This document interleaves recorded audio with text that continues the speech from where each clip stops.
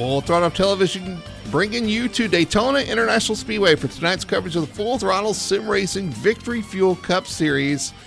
Again, here at Daytona for the Daytona Duels. My name is Brody Hanna. In the booth with me tonight, Tony Solari. And Tony, tonight is the night we start handing out points for that elusive championship in the race. But before we do that, we got to get into qualifying and see who's going to start on the front row for next week's Daytona 250. Yes, sir. Yes, sir. Yeah, it's week 2 of our speed weeks. And, these are fun little races and points on the line for some of these guys. But we want to see some pole winners out there tonight. And that's what we're going to see with these 2 races.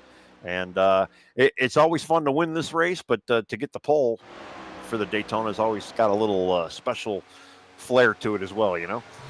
Yeah, Daytona 250 qualifying. It's always kind of important to kind of set your season off right with a good run at Daytona, and we got 2 super speedways back to back too, so even more important. But yeah, you really want to set the tone for your season here at Daytona, and what better way you could do it than to sit on the pole? They can't take that away from you. You sit on the pole for the Daytona 250, the first race of the season, and it makes the deals easier for you as well because there's nothing to worry about except for the points. Again, we award points in the deals, 10 for first, 1 point for 10th, always, all the way down through the top 10. So there is something still to fight for, even if you do grab the pole. Well, yeah, those little bitty points, they add up over the season. And, to come out, especially with a pole or even a second place out of this deal, it's not for it's not for nothing, I should say. And, so some of these guys are going to get some good points. I mean, we got 2 races, so we're going to have split field. But yeah, it's going to be a lot of fun, because, I mean, even with the points on the line, you're going to have these guys, they're still kind of going out there, testing some of the new members that we have in the group and, just get back in the swing of things. I mean, it's February, it's Daytona, racing season starts, and, I'm pretty excited about it. I am excited to kick things off for sure. We had the pole shootout last week. It was quite a barn burner as well, even to the last lap, so that's always fun. I expect nothing less tonight. The format tonight, for those guys watching, by the way, they're going to do qualifying here in about 15 seconds. It's going to be 2 laps. We'll kind of keep track of it, and the front 2 are going to lock themselves into the front row for the Daytona 250 next Monday night. Of course, you can catch that action here live on Full Throttle Television. And then after that, we line up for the duels. So deal number 1 will be the inside starters, the pole sitters, 3rd, 5th on back, and they're going to race for their starting positions from 2nd on back, and then we'll have the second duel, both these duels being 25 laps. The second duel will be the outside starters forming the outside row. So should be a lot of fun. These guys, some of them are going to be using it for practice. Some of them are going to kind of A/B their setups, I'm sure. And some of these guys just want to get those points, man. Well, yeah, and especially now too, they're actually going off for a qualifying run right now, but that's just going to set them up for the duels. But we're still going to see some of these guys that usually do well in Q sets, how they're going to stack up, and do we even try to see some gamemanship to where we can maybe try to get some teams, all trying to be in the odds? I mean, the likelihood of that happening, but you never know. Man, if they could plan that would be awesome. Yeah, I mean, we might see some guys. They only got about 5 minutes to actually kind of get their Q laps in, but it'd be kind of interesting to see what kind of teams are going to be forming, in these different duels. Are we going to have some teammates, and scattered, or maybe you might get a heavily dominated one team in one of the duels, and it's just another little spicy addition to this format, Yeah, absolutely. And these guys all focused on speed. I know I talked to a lot of the teams in the last couple of weeks have been working really hard trying to get that fast 1-lap setup. One of them being Michael Blackner in the 22. He's worked hard trying to get that 1-lap speed out of his car here. And so, I know a lot of these teams have put a lot of time into this, and it's really important to start up front for a 25-lap race, but it's even more important coming next season, next week. You want to be on that front row. You want to be able to start up front and try to stay up front for 100 laps around here. Yeah, I mean, super speedway racing too, especially when you get into qualifying trim, some guys really can do it well and do it often and always be able to kind of get up there. And then that's just another way for them to even practice throughout the season, because we've got about 4 more plate tracks. I mean, granted, Atlanta is now a super speedway, but it doesn't have the same gravitas as, say, a Talladega or a Daytona. So just you get to see some of these guys with this one lap speed, and again, it's tough to do. It's not as easy as you'd think, especially with a lot of these slingers out there that can really get around this track pretty fast. You talked about some of the new faces around the league. Here's a new one, the Brian Dixon, the 03 machine, driving for Colby's. I think it was at Colby Motorsports. I'm probably not getting that right on his team name, but he's a new face here. You got Bob and Robert Fitzpatrick, who's on a lap here. Some of those guys, they're new. You got William Lark, Calvin Ruff, a lot of new names, a lot of new faces that these guys are going to have to get used to here, and that can lead to fireworks too.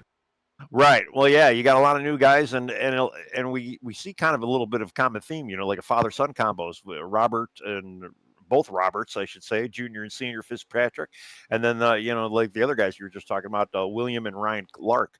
The two of them, another father and son duo, and they're out there. So it's always kind of good, I'm of the age where my son could be racing, but he chooses not to. So it's one of those things, but it's good to see, a father-son combo out there enjoying it and kind of sharing in this sim racing sport that we all love, Yeah, absolutely. Yeah, you got father-son, you've had brothers in here before, and sometimes you just got friends that work well together. So, it's a big mix of who we have here tonight. We've got, so far, 27 drivers taking a time.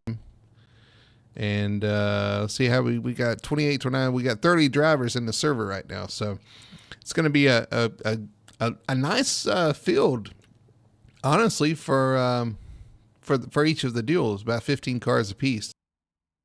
Yeah, and that's going to be, 15 cars is probably the right amount that you would want in a 25-lap shootout anyway, because it still allows everybody to have a little bit of a movement and freedom to kind of get where they want to go, and but it's not overly crowded where you're going to have a big pileup. I mean, you definitely don't want to have a big pileup, and especially too, on an early lap. So hopefully we can get some good green flag runs in here.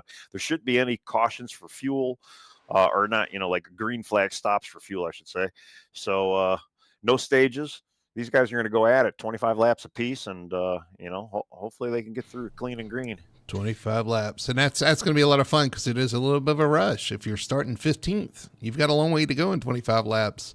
Can you get there for sure? I mean, yeah, you're not going to see guys run, hanging out in the back like we normally do. Maybe for the first 10 laps or so, but other than that, they're going to be on it. They got to get that pole spot, get those points as well. Absolutely. Well, talking about being on it, I think qualifying's about to wrap up, and on the pole right now is the 34 Brandon Fetter place. Second place is going to be Richie Coy in the 19th, and I think that's going to be a theme all season. Those two guys have been on top of it. They were on top of it for season C, and they're on top of it yet again here in qualifying. So you got a Fetter place and Richie Coy locked onto the front row. Yeah, and I mean, I'm going through the stats right now. The top 12 are within 100 or 1/10 of a second. So just to kind of give you an idea of the times that these guys are running, I'm a 1/10 the top 12 drivers. So that's pretty impressive. A very small window when I say qualifying is pretty difficult around here. You got 1/10 to make or lose your run just to even get in the top 10. Yeah, absolutely. They're getting lined up for Duel 1 here, and we'll see if we can bring you the starting lineup as they get set on the grid here at pit road. In Duel 1, on the pole for the race and on pole for the duel is going to be Brandon Fetter place. To his outside is going to be the 10, another fast car, Colton Gum. Starting third is going to be the 42 of Kyle Milliken, teammates to Gum. And on the outside of him, starting in fourth, is going to be the 3 of Bob Fitzpatrick. Starting fifth is going to be Brian Messer. To the outside of him is going to be the 54 Alan Crowell. Starting seventh is going to be the 92 of Cameron King. In eighth place is J.C. Evans, Tony. Yeah, then ninth, when we were talking about teammates, Robert Fitzpatrick Sr., starting ninth in the car number 12. Then we got Keith Hume starting 10th in the number 4 car. I think he's only got one number on his car, but that's all right. And then you got Alexander Hodge, number 11th, 11th driver, car number 53. Car number 89, Chris Gore, he's starting 12th. Sherwood Williford starting 13th in the number 5 car. Then you got Kevin Ruff starting 14th in the number 99 car. And then the rounding out our 15th driver is Zach Young in the number 45. All right, we're getting ready to get started. They've rolled off pit road, formation lap. This is when the butterflies hit because this is the first actual race, I guess, of the season, other than the Clash. And some of these guys weren't even in the pole shootout. So this is their first on-track activity with other cars in a race scenario. So we're going to see everybody kind of get, shake the rust off and get back at it and get going. And again, these guys know too that there's points on the line. I mean, this is the start of the season. You want to start earning those points as early as you can. Yeah, some of these guys just had recently, I want to say 1 or 2 of them have just recently signed up here within the last week or so too. So, yeah, there's going to be some new faces out there, and hopefully everybody kind of gets along and figures out what they need to do. And again, clean and green. Let's see it happen. And I guess good luck to these guys. Hopefully they make it fun for us as well, though. Yeah, it should be fun. If it's anything like the pole shootout, we're going to have a lot of fun tonight because that race was chaotic, to say the least, at times. And it was action-packed the whole time as well. So we see some bump drafting already happening. Yeah, you kind of don't want to have that happen under caution or, before the green flag drops. But, All right, they're off turn 4. We're getting ready for the green flag. The pace car will pull off.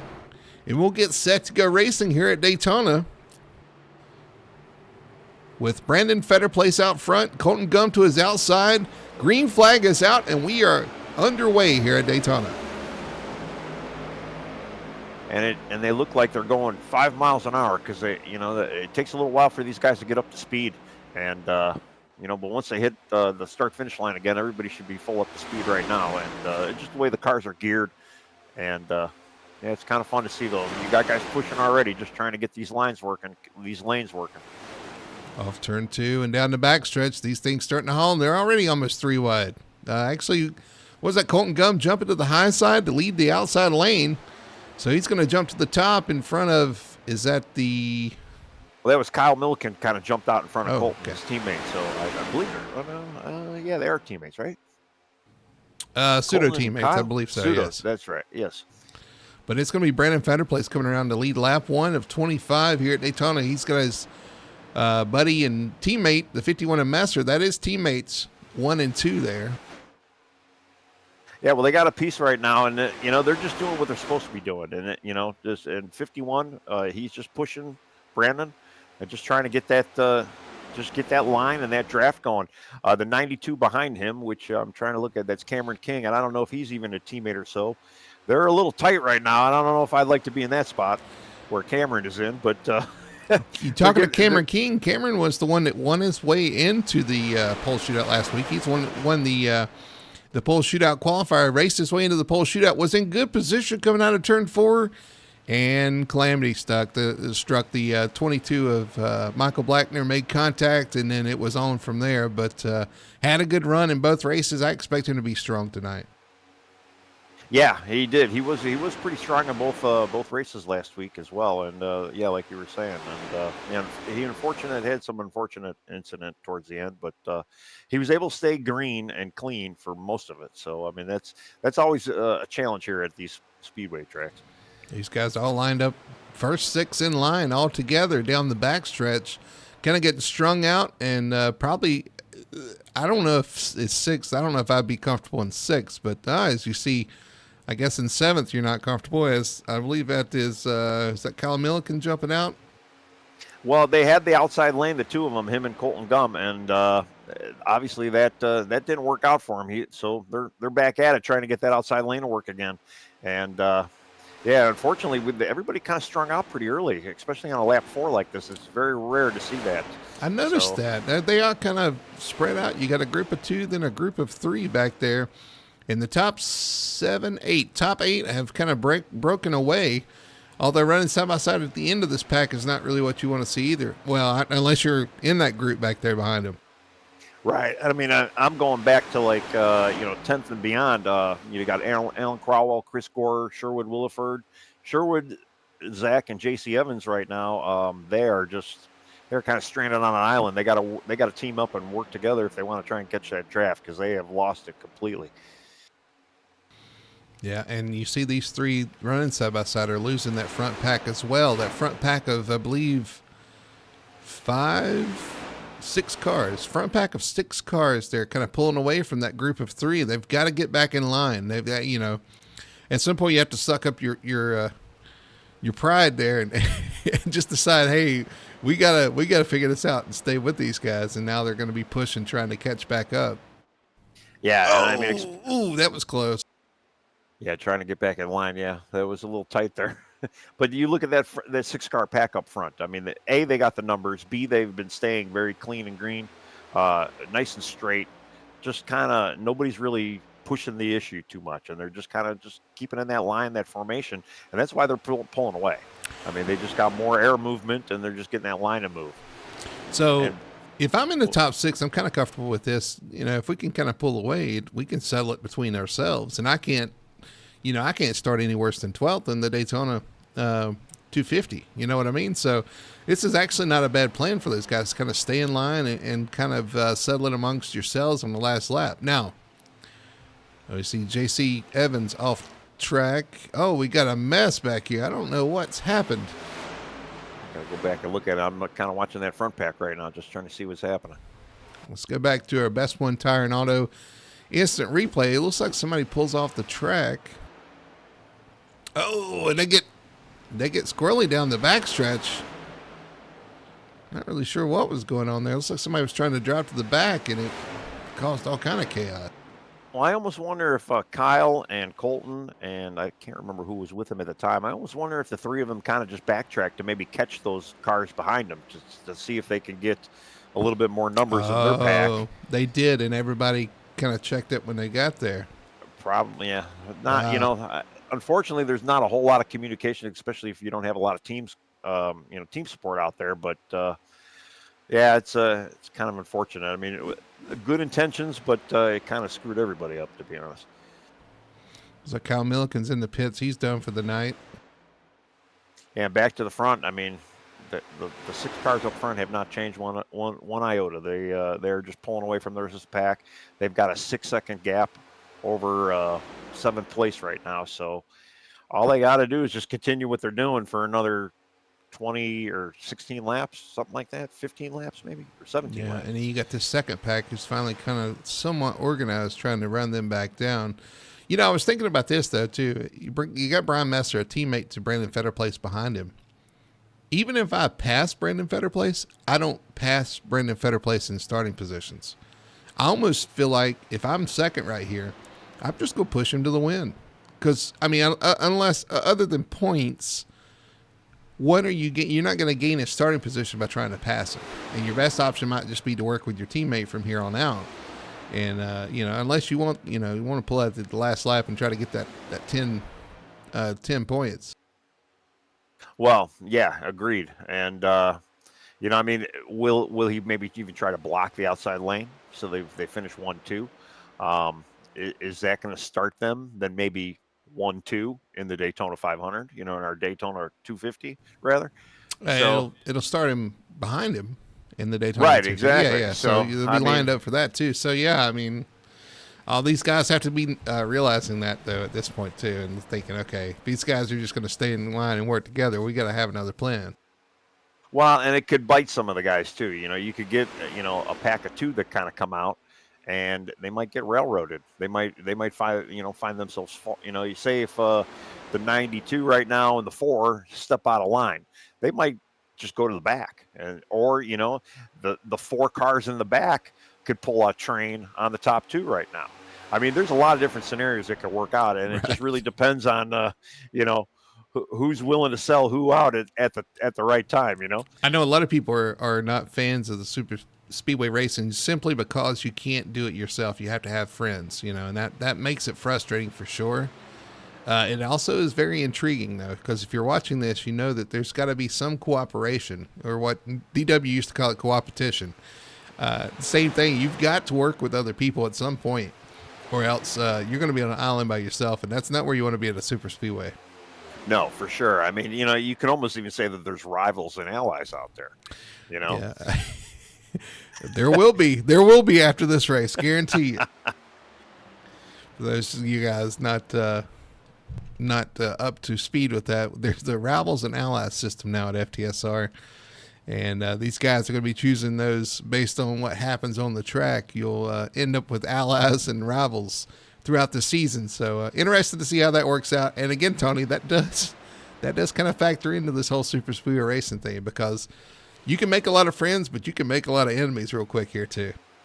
Oh, absolutely. I mean, we even kind of joke too. Some people might want to choose more than one driver for a rival or an ally, perhaps. Or maybe, somebody did make that suggestion. Somebody in Yeah. this booth made that suggestion that they wanted more slots. There might be a need for more slots. I mean, but we'll see. And it just it's kind of how it goes.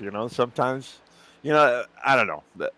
Plate track racers, if you kind of enjoy it, you have that mentality that you're not going to win them all, and it's tough, and it's you have that mentality going into it where it's not that big of a deal. If you get lucky, you get lucky. But then there's the guys that just hate it because of, like you said, those reasons, because it's not a single thing. I'm looking at this second pack too, Tony, and I'm trying to see if they're making time or losing time. It's like they're lost just about a tenth that lap. They're about 9 seconds back of this other pack, and they're pretty well organized, but it's just it's so hard to make time as they're gaining a little bit of time here. But 9 seconds back, they're probably going to need a caution or something to get caught back up.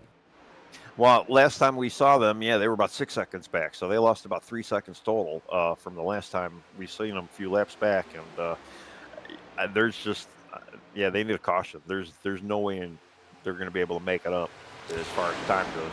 I will say this: that's some good-looking cars out there. I like that 10. I like the color scheme on the Colton Gum machine. The Gums Auto Center machine, the red and the black. It almost kind of reminds me of a Ross Chastain paint scheme. Yeah, kind of. Yeah. The moose paint scheme. Moose. Yep. And I'm partial to gray, so I kind of like Alan's gray car. It's got the splash of yellow on it, which I'm digging. Yeah, there's a lot of good-looking cars out there tonight, for sure. I mean, even the ones up front. I mean, that Liquid Death. And by the way, I finally saw a Liquid Death commercial. I've not seen a Liquid Death commercial till the Super Bowl last night. Yeah, there was one. That's correct. Yeah, because everybody's acting like they're drinking, and then it's like, oh, it's just water. It's pretty funny. It was a good commercial. Yeah. But yeah, I've never seen a commercial, and I didn't really know. I had to talk to Brandon to find out what Liquid Death was, and it's pretty cool. But the car looks really good. I know he had a. I don't know if I see any chrome on this car. He had a chrome and gold, or no, he had a gold car, and man, that thing was really, really nice looking. I mean, this one looks good too. Yeah, he's got the gold in the logo on the quarter panels, and it looks pretty good. A lot of good looking cars out here for sure. Absolutely, and that one back there, Cameron King, red, white, and blue. You can't go wrong with that. But they'll be coming to 10 laps to go here, Tony. 10 laps to go. Now, you start like forming that plan. Like, okay, what are we going to do coming to the line here? Well, like I say, with these top six, they're going to have to decide. I with a lot of these new faces out here, I don't know who's who as far as teammate goes. So, you might get a teammate guy jump out, or, if two teammates jump out of line, you might see one or two more kind of take away. I mean, if I'm the 92, I'm thinking I'd try to jump out in the line, see if anybody comes with me. And if you can hang out them front two, you're going to be able to win this. I think I can tell you, I think Cameron King and Kevin Ruff are teammates, and they're in the same pack, but Kevin is at the back of this pack, and Cameron's third. But you got two teammates up front, so really, if you're going to do anything, all four of those, I think, have to kind of work together. Yeah, and I think, if Cameron jumps out of line and then maybe Kevin goes with, the two cars in the middle might say, hey, let's get on this. Shot. Let's get in on this. Yeah, we will see. In 9 laps, well, about 8 laps, we'll see what these guys are thinking. They just went by the lap machine of J.C. Evans, the 09. He was one of those ones caught up in that kerfuffle on the backstretch there that kind of knocked everybody out of the draft here. Yeah, and that's always a scary thing too. When you're in these draft races, you don't want to lose the draft. I mean, and it's in the name of the it's in the name of the game. It's the draft race. Don't lose the draft, because you see 15 laps later, you're going a lap down. You cannot, one car cannot do the speed many cars can, and it's always, a lot of guys like to sit back on some of these races for the first opening laps, and yeah, that is a good strategy in a way, but if you lose that draft, that's what's going to happen to you, unfortunately. And by the way, that second pack now 11.8 seconds back, so they are clearly out of it without a caution here. But six cars are going to settle it here, and those two up front, they're doing a really good job of pushing, and they're maintaining a lot of speed. What you want to be careful though is you start pushing like that, and that third place guy drops back. See, the last three have kind of dropped off this pack. If that third place guy kind of falls back, they're going to get a huge run. They're going to have to do something with it. That's always the game you want to play. Even if you're the second place car, or like you say, the third place car. Yeah, if you pull off their bumper, you control a lot of this race, especially for the leaders. You can really hurt your lane that you're in, or gain your lane being that third or second car. It just depends on how much you're pushing. And again, like you were saying, Brian Messer, he's doing a masterful job of pushing right now. He's been keeping this pack going. He's been keeping Brandon out in front, and he's doing exactly what he needs to do. At some point, though, he's going to be looking in his mirror and seeing what the rest of these guys are going to do. And we got to talk about a couple of these other guys we haven't really spoke about in this top six. Keith Hume running in fourth in that number 4 South Point Hotel and Casino machine. He's another Toyota in there, and you got Bob Fitzpatrick behind him in the 3. And we know Bob is fast because Bob was fast all off season. So he's going to be looking to make a move for sure, and kind of set himself up as well. So this top 6 here are getting down to it. We are at 6 laps to go. Yeah, like you were saying too, the top 3 cars and the back 3 cars of that 6-car pack, there's a little bit of separation there. So we'll see what Keith might want to do. If I'm Cameron, I'm going to try and bump out to the end. Hopefully Cavan will come with me. And then maybe we get these 2 guys in the middle, and one good shot by Keith, and Cameron can win this. It's all about doing it at the right time, though, and that's always the problem. When is the right time? It's all timing, and who knows? Brian Messer may go for it. I've discounted the fact that he's going to be pushing his teammate, but I'm not really sure. I mean, it'd be hard off turn 4 to just stay glued to him. But we did see that in the pole shootout as well, or at least the qualifier. Cameron actually got to push to go on to the pole shootout by a teammate just locking to his bumper, pushing him across the line. Yep. Well, and I hate to even say it too, too strong of a push could knock out those top 6 too. You never know. I mean, too good of a push will push you too far away. Right. True. Yeah. And then I'm starting to see a couple of guys getting a little spicy. You got Keith Humes actually pushing Cameron a little bit. And Cameron's kind of keeping a little bit of a gap off of second place, which isn't bad. But Keith is going to have to kind of pay attention to that, and don't push him into the second place. You don't want to be the accident or cause the accident, and that's why I hate pushing unless I'm second. If I'm second in line, I'm going to push. But other than that, I stay off these guys' bumpers. You see side by side now, those guys in the back have decided to pull out. Bob Fitzpatrick to the outside with Cavan Ruff on the outside as well, trying to pull that third place back at Cameron King. And now they are side by side, and this is the worst case scenario. They're going to lose touch with the top 2 if they stay side by side here. Yeah, that was probably a little bit too preemptive. And you got to surprise the guys. I understand you got to surprise them if you're going to make a move, and that's what he tried to do. But now they're back in line. But they have dropped Cavan. Cavan Ruff drops off the end of this pack, and it looks like Keith Hume's having a hard time keeping up as well. But they might still be in the draft. They may still be okay. We'll see some comments out there, too, in chat. Oh, he's a big run by Cameron. Yeah, Cameron had that big run. I'm just kind of surprised he didn't want to jump out of lane. And, he had a lot of steam. He could have went side by side. I'm sure Robert would have went with him. And, I think that was maybe a missed opportunity. What do we got? 2 laps to go. 2 laps to go at the line. Two to make it happen. And I feel like they might need Keith Hume back there to make this work, because 2 on 2, I just don't know if they're going to have enough momentum, enough oomph to get beside these top two. Yeah, Keith might need these next 2 laps just to kind of catch that field right now. You see, he's trying to take a draft off of the other Robert Fitzpatrick, but I don't know. I think it unfortunately slowed him down even. But if Cameron gets another run like he had before, maybe he gets a little push from Robert Jr. there, and we might have a little bit of a race going on here. We're down to 4 drivers who can take home the victory here tonight in duel number 1. White flag, 1 lap to go here in duel number 1. Who's going to have it here? Boy, it looks like they got a little off center there through the travel. Down into turn 1, business as usual. I think Cameron needs to just maybe back off a little bit, maybe get Robert to the bumper, and then try to get a tiny bit of a run. He's going to have to do it now because they're going to have to running out of time. Separate these two somehow, and they just cannot generate the run they need. As a matter of fact, Bob Fitzpatrick has dropped back. So now it's Brandon Fetter plays leading Brian Messer and Cameron King off turn 4. Brandon moves up a little bit. Brian gives him the bump through the start-finish line. Looks like they're going to stay 1, 2, 3. And Brandon Fetterplace will win duel number 1 here at Daytona.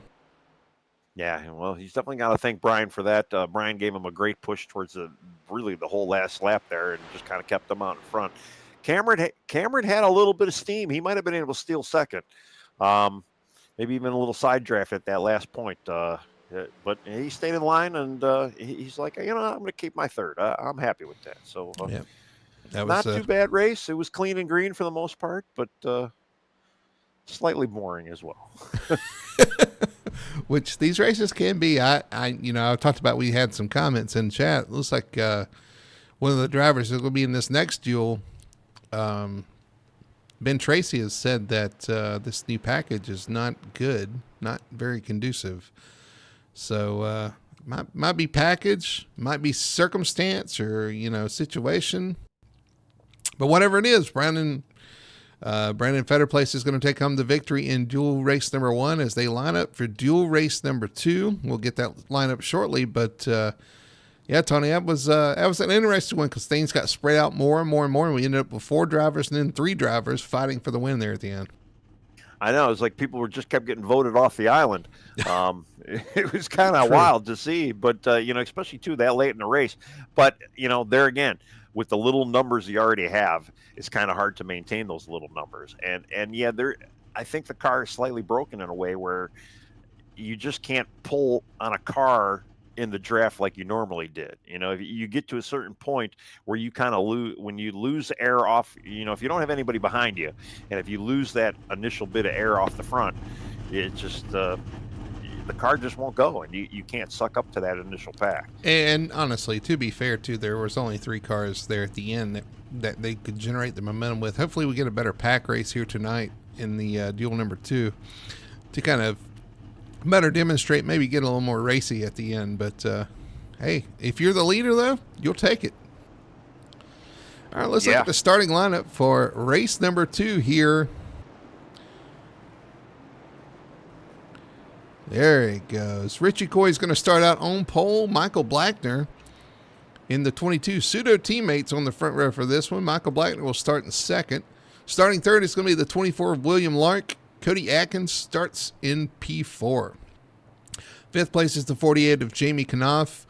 Ryan Lark is going to start P6 in the 00. Starting seventh is the 28, TJ Bartell. The 2 of Alan Duranco will start in 8th. Ninth place is going to be Brian Dixon. 10th, Daniel Simmons. 11th, James Torrey. 12th, Ben Tracy. 13th, Jeff Chandler. 14th is the 14 of Lane Allen. And Wayne Grassi, I believe, missed the start here. A lot of hard hitters. Yeah. We're showing Wayne in 12th, and Lane Allen's rounding out 15th. But, yeah, I don't know. At least that's what I'm showing on my board. I'm not showing Wayne on the track. Oh, interesting.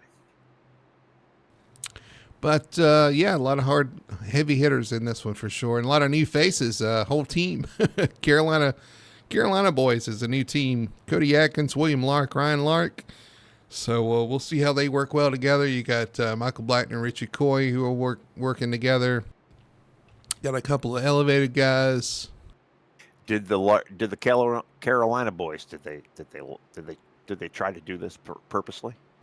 No, I know you were talking about that, but I don't know how you could even plan that. But all three got in. I mean, that's pretty good. Maybe they need to buy some lottery tickets or something. Well, we got Jeff Chandler's got a fan out there as always. Last season and this season, in talking about new paint scheme. Doyle Lawrence painted up for him, but we're going to get green flag racing here at Daytona. Duel 2 is now underway at Daytona. It looked like to be a little bit more of a spicier start here. Everybody kind of moved. At least the cars seem like they're going a little bit faster now this opening lap goes. But we already got some pushing on the third car on the outside line, trying to get to Michael Blackner to get that outside lane going. And I'm trying to remember too. Last year at the duels, or not last week at the duels, or the preliminary race. What was it called? I don't remember. The pole shootout. The pole shootout. That's it. But it seemed like the outside line was a little bit stronger. But apparently not tonight. And yeah, Michael Blackner goes from the first row or on the outside line, and he is almost going to be bottom of the barrel of the pack. Ninth here. Right now, yeah. He dropped to ninth. So that outside did not work out. Everybody got in line. That's Richie Coy leading the first lap. Corey Atkins in second. Ryan Lark third. Couple of teammates. And you got Alan Duranko and Daniel Simmons running out your top five. And there's a couple guys I want you to keep your eye on. Daniel Simmons and Jamie Knopf and Ben Tracy, because that's another team, or pseudo team at least, that found themselves in the same race. So did they plan that one, Tony? Yeah, well, I mean, too, yeah, you got Michael Blackner, Richie Coy, you got the few elevated guys. I mean, there's a lot of pseudo teammates, and you can't forget Lane Allen, because Lane Allen kind of is within the Fury, Michael Blackner kind of realm as well. So, I mean, we know there's a lot of guys out there that are going to be working with each other. So that might make this whole entire race a little bit more interesting. I just hope they watched the first race and saw how strung out it got, especially when they got side by side. These guys back here running side by side, they have to be leery of that a little bit and make sure they stay in contact with the leader so they have a shot at this. Well, I can tell you the first 6 cars are probably thinking, string out. Yeah.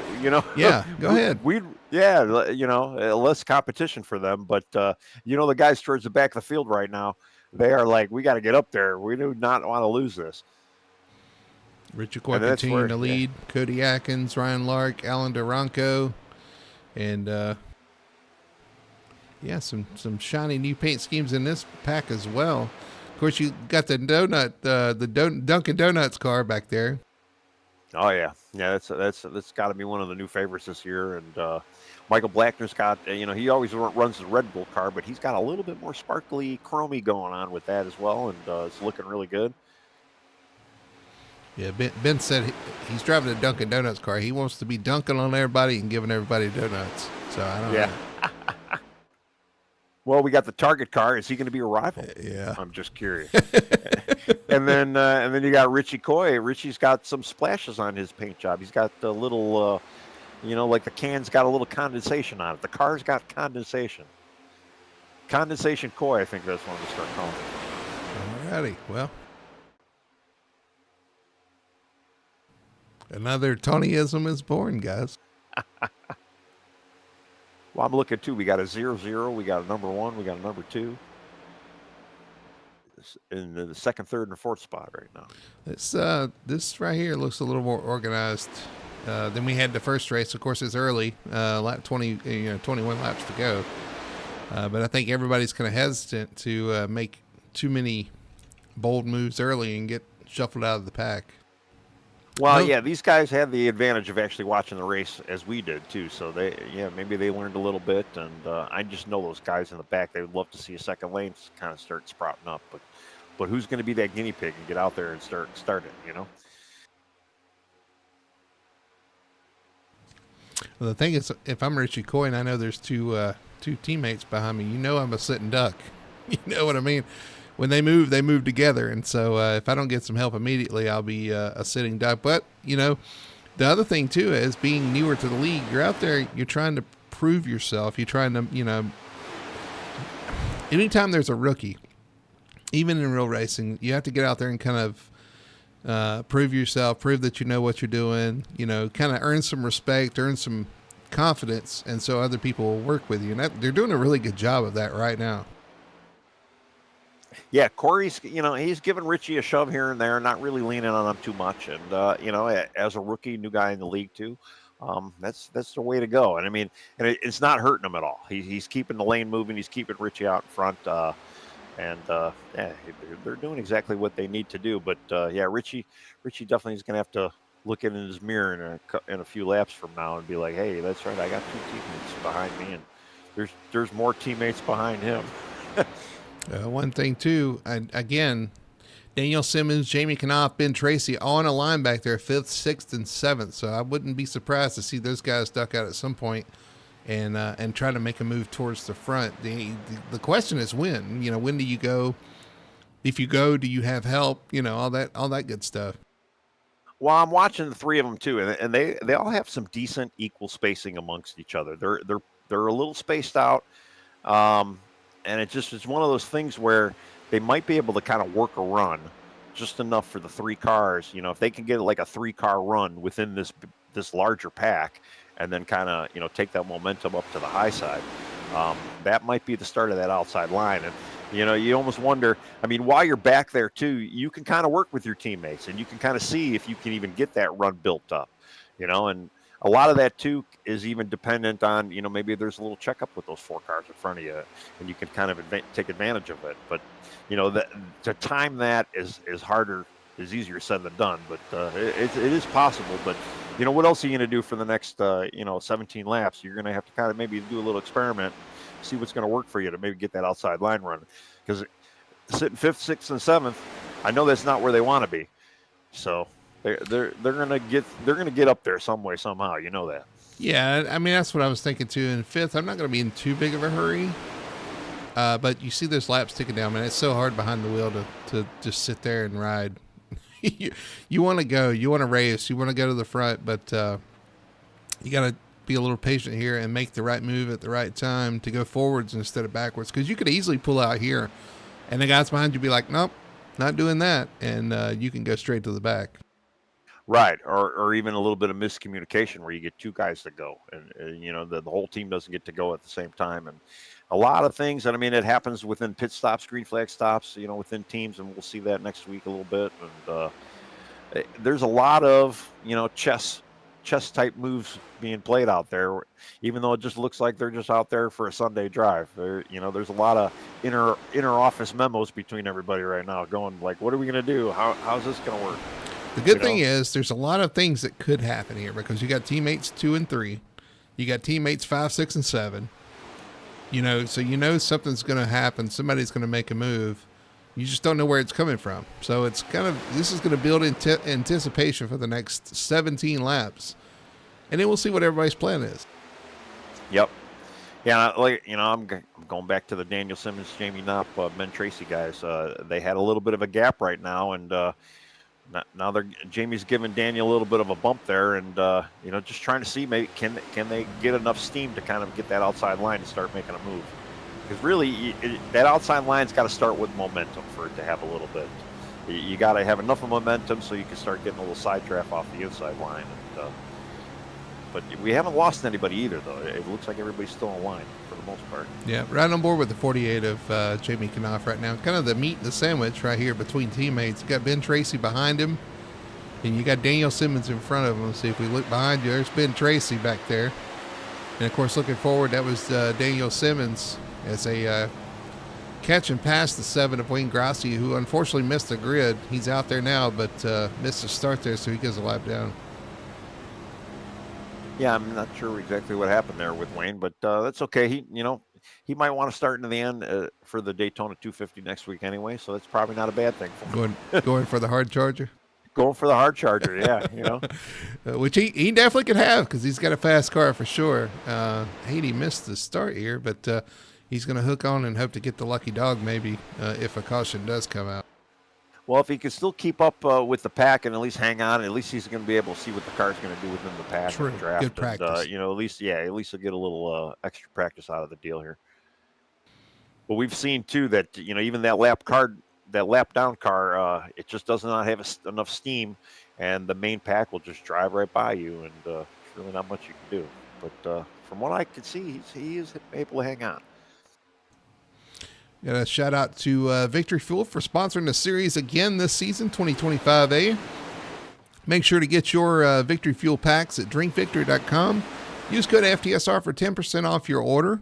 They got the new grape flavor, which is awesome. You got the Lucky Lemon and the fruit punch flavor. Throttle punch, right? Throttle punch. I don't know why I couldn't remember that. Full throttle. I don't know punch. why I remembered that, but yeah, it's it's okay. Yeah, I almost said ground ball grape for grape. That was that's a different product. Yeah. But so I'm just kind of looking in the back of the field too. I mean, we talked about Michael Blackner right when the race started, and he's kind of hanging out back there. It looks like he is in 13th right now, towards the end of the field. We haven't lost anybody in the main pack right now, so I mean everybody's still kind of together. But do we see any of these back markers right now? Even like a Jeff Chandler, Lane Allen, James Torrey. Who else we got in there? We got TJ Bartell in there. And TJ's kind of in the beginning of that second pack, even though it's not necessarily a second pack. But do we see any of these guys kind of breaking out and try to get to that outside line? I mean, there is starting to be a little bit of separation from TJ to Ben Tracy right now. Well, that's another storyline too. You got new teammates TJ Bartell and Jeff Chandler back there, separated by a car, but they are teammates, so we will be seeing those guys work together all season as well. And there's the Jeff Chandler machine. New paint scheme for Jeff, silver and orange. Yeah, the old Silver Surfer's back, but with a little bit of new spin on that paint job. Looks good, Doyle. But yeah, I'm just kind of waiting to see, maybe, Jeff and TJ, neither one of them are slouches. I mean, we got a lot of good drivers in the back of his pack too, and I'm just waiting for the second lane to break out. I mean, they only got about 9 laps to go, so somebody's going to have to start doing something soon. Well, you got Michael Blackner back there. He started on the outside pole. He's got a fast car for sure, but fell back to the back here. And can't seem to, where are you going to go? You can't go by yourself. So he's just kind of stuck back there. James Torrey right in front of him. James has been a longtime league member. Good to see him out here in that Miller Lite paint scheme, number 6. And he's hanging out back here in this pack as well, just waiting for somebody to make a move. And so they can start making up some ground. Yeah, we got the third teammate too, William Lark. He's all the way in the back with that pack as well. It just I'm sure somebody's waiting for somebody to make that outside line work. And I think once you see one person go, I think we're going to see a few guys jump out there with them. Because, there's only one real winner here. You get 10 points. So only the top 10 cars are going to get any kind of points. And somebody's going to have to start doing something. We got, 8 to go? 7 to go? It says 9 to go, but I'm not sure my counter is working properly either. They're showing me on lap 17. I just had to make sure I was still alive. And yeah, lap 17 going on to 18 right now. Oh no, I'm sorry. They're back straight right now. So almost at lap 18. Yeah. Sorry guys for the ticker. It doesn't work well with heats. So it says 9 to go here at Daytona. And then front 4 is starting to pull away a little bit, make a little bit of a gap on everybody else. And we got a couple guys breaking on the outside lane, the 24 and the 7 of Wayne Grassi. Wayne's a lap down, but he kind of went with him. And the 24's got some legs. He's been able to climb the ladder here. It looks like Lane Allen's maybe starting to jump out there. James Torrey looks like he might be starting to jump out there for that outside lane too. And these guys are starting to say, okay, it's time to go. From back here, I can't do anything, so I need to go. And they're going to jump outside, but that inside's going to pull right around to them. That's just going to kind of fizzle out. That project... That little experiment doesn't look like it worked that well. Although now they've got more momentum. Looks like they are going to clear the 31 of Chandler. So interesting. I don't know. We got movement up front as well. Right. As that was happening, the trio. Simmons. Yep. Yeah. They kind of took advantage of that. They're kind of leaving the 0-0 right now, unfortunately, in the sucker hole, Ryan Lark. And there they move. 1, 2, 3. I mean, sorry, 3rd, 4th, and 5th now. So they did get around them, and now they're going to try to get some momentum to catch back up to these top two and make something happen. 7 to go here at Daytona. Yeah, and you can see, too, Jamie is leaning on Daniel right now, and Daniel's going to jump on that outside, and it looks like we're going to have a lead chain here. Man, that made it look easy. Really big push down the back stretch. All three of them are going to clear. Big run and put them 1, 2, 3. Simmons, Knopf, and Ben Tracy. What a move. That was a power move. Oh, yeah. No, absolutely. And they, again, not only did they make it look easy, but they're starting to get a little bit of gap now. And then we're side by side back here, too. You got 3 of them lined up to try to catch back up to the Simmons, Knopf, Tracy train. And now it's a Simmons, Knopf, Tracy, Coy, Atkins, Lark train. Now Richie's going to kind of bark up to the back end there, and we got a little 6-car breakaway. I kind of swear, and there goes Richie. I was just going to say he's an inside guy, but he's going to bounce to that outside. You know how Richie is. He cannot he can't be behind people for too long. Atkins going to go with him? Well, yeah, I know they had to split him up. Atkins is going to go with him, and his teammate of Ryan Lark is going to go with him on the outside as well. Around the outside, the 33 is going to lose that third position, and those guys are going to carry this momentum. They're going to try to get beside the 48 of 48 of Knopf, and they will. Here comes the run on the outside. 4 to go. 6 to go. Yeah, unfortunately, Jamie pushed Daniel out a little too far. Ben wasn't with him. It kind of broke that 3-car train up, and Richie Coy and the number 1, they were able to. Ryan Lark or no, Corey Atkins. Oh, and then Corey Atkins is going to leave him, go to the outside with his teammate Ryan Lark pushing him. Atkins is going to go. We got a little bit of wreck here. I don't think any caution. Lane Allen got a little bit of a corner there. They held it together. Oh, yellow is out. Yellow is out. So caution is out. Looks like Jeff Chandler was involved. TJ Bartell. Lane Allen. Caution is out. So it's going to put the teammates Corey Atkins and Ryan Lark out front. Richie Coy in third. We have a little bit of a shootout here, I believe. Yeah. Unfortunately, there was just a little bit too much of lead changing and different runs happening. It kind of choked up the rest of the field. I mean, the rest of the field probably was happy to see the leaders come to them for a change instead of driving away, but it definitely choked up the whole field, and a little bit of bumping and banging going on, and unfortunately, a couple guys got turned there. Looking at our Best One Tire and Auto Care instant replay. Looks like Lane Allen got hooked up with TJ there on the outside. Let's see if better view of this.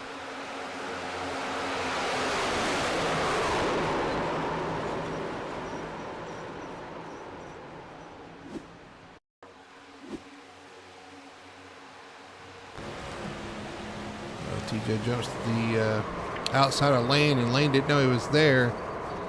A little bit of a checkup that caused that. I'm going to see if I can back that up even farther, because I feel like that there was more to the story than that. Everybody started getting checked up down the backstretch here on board with TJ Bartell. Everybody started shuffling around. TJ jumps to the outside, has nowhere to go, and Lane is there. And both those guys end up in the wall. We'll see what the 31 of Chandler. He must have lost the draft because he wasn't involved in this. I don't know what exactly happened to him, but he definitely was not in that main pack. But it looked like the one pushed Richie out just so far that when he went to go try to get around Richie, he lost a little bit of momentum. The 00 kind of checked up for him. The 24 kind of checked up for him, and it was a big checkup back and to throw out the back of the field. And unfortunately, TJ made an evasive maneuver, and Lane probably didn't see him up there. And things happen so quickly out there too. Yeah, there was a checkup, and I think he was avoiding running the back of Lane, but unfortunately, it just you end up with more cars wide than you can handle. And just a heads up here too, it looks like we might have a 1-lap shootout. I'm not sure we have green-white checkers in these duels, so we'll keep an eye on that. I want to go back and pull this up and try to get a better view of what happened. Yeah, it didn't seem like anybody's too damaged, though, fortunately. So it looks like everybody still out there. I wonder if Wayne's getting his lap back, too. It almost looks like I believe he is. He is. All right, we're looking at it here. our best one, Tire and Auto Care Instant Replay, if that will go away. Yeah, this program does not play well with with heat racing. So looking at this, there was that checkup up front. Everybody just ends up in the same spot. There's a Richie slow, so he gets a bump from Daniel. I believe that's Daniel, and it's just you end up 4 wide, and there's just nowhere to go. There's so much of a checkup. Just TJ had nowhere to go there. Yep, unfortunate, but like I said, it doesn't look like too many people are too damaged to continue on. We got a few laps to go, and anything can happen. I mean, it still could be anybody's game right now. Let's see if we get the one to go here. We did get the one to go. And I'm looking at we've got the Carolina boys in the top 4 right now with a little splash of Richie Coy. 1, 2, and 4 for those guys. So good showing for them so far tonight. See if they can cap it off. I believe we are going to have a. Are we going to have a 1-lap shootout? I'm not seeing anything one way or another. The pace car lights are off, though. So. Well, you can see the lap counter. I can't see the lap counter because my. Well, I'm on lap 24. Yeah, I don't see. Yeah, there might just be a. There might be a 1-lap shootout here.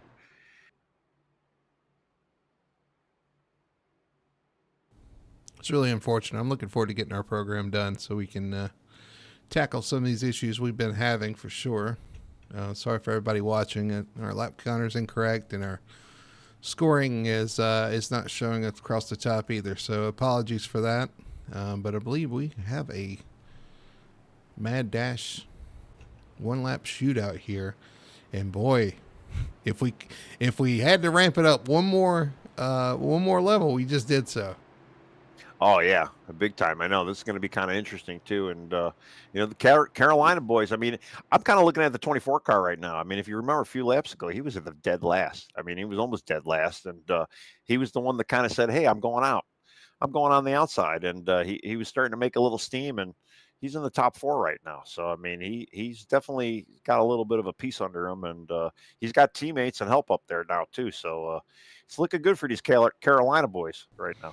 All right, you'll have to see if they give us the white flag here. I think they will, but we're going to go green flag racing here. Either way, you let us know the lap. We're going to watch what's about to unfold here as they get ready to go green flag racing here in the restart zone. Green's out, and we are back underway here at Daytona. And Corey gets a great jump going out the restart. Richie's just kind of following him up right now. Unfortunately, what happened to Jamie Knopp? He got kind of went down on the inside. I don't know if he was having car failure or I don't know what happened. It is a green-white checkered, so 2 laps to go here. So we are going to have another lap of racing. These guys going to try to sort it out here. Coming off turn 2, Richie Coy is going to close back up to him, look to the outside with the help from Daniel Simmons on the outside. Ryan Lark's going to stay on the inside, try to push his teammate. And they are side by side heading off into 3. Actually, I said that backwards. Daniel Simmons is pushing Corey Atkins, and the teammate of Corey Atkins, Ryan Lark, is pushing Richie Coy on the outside. Yeah, Richie moving to the outside was kind of a good deal, kind of broke up the team, but he's going to get pushed out too far, and the 00 is going to get on that inside line now. You just watch, and unfortunately, Richie's going to get hung out to dry here in a second. White flag, 1 lap to go here at the line. And these guys are getting pushed way out there. He's getting pushed way out there on the outside. Now, what do you do? Because you know this guy's pushing you, but he's not going to stay with you, I don't think. Are you going to drop to the bottom? Well, he stays to the top. Have a little help now with the 24 and the 0. I mean, they're clear right now. There they go to the inside. Yep. Great move by the teammates. William Lark, Ryan Lark, 1, 2. Richie Coy trying to pull him back. Pushing through 3 and 4. Richie's trying to get a run off turn 4. Gets tapped a little bit. He's going to go to the outside. Is he going to have enough of a run? Here comes Richie Coy. Richie Coy's going to win the race. Wow. Oh, he got just enough of a push, a sacrificial push, it looked like, because the 2 got a little choked up there. But, man, he's going to have to be thanking the number 2 for that. Wow, what a push. What a push. We'll go back and look at that, hopefully, here as things switch over. Allen clobbered him, and I mean, if you go back far enough, you can kind of see Richie gets a little bit out of shape. But I think it was just enough of a momentum push where Richie just had enough steam. We're gonna watch this last lap here with the 24 pushing. I'm sorry, the 00 pushing the 19 out, way out front. Here comes the 24 on the outside, comes up to his teammate of the 00. And here the 00 makes the move to the inside going into turn 3. They both go by, and Richie Coy comes down trying to side suck the 24, and he does so, but he's getting pushed by the 2. Push off the corner. And he pushes him sideways, but it was enough of a momentum to get him beside and beyond the 00. That's crazy. Yeah. A lot of shakeup, too, towards that end of that. We had a little bit of a wreck. Ben Tracy looked like he was in it. But I'm just looking at the top 10. We got a lot of top 10 guys in there that weren't really even talked about much this whole race. So, I mean, a big shakeup. It's amazing. It's another incredible finish here as we slow it down. Well, I guess we speed it up, but we're going to slow it down here.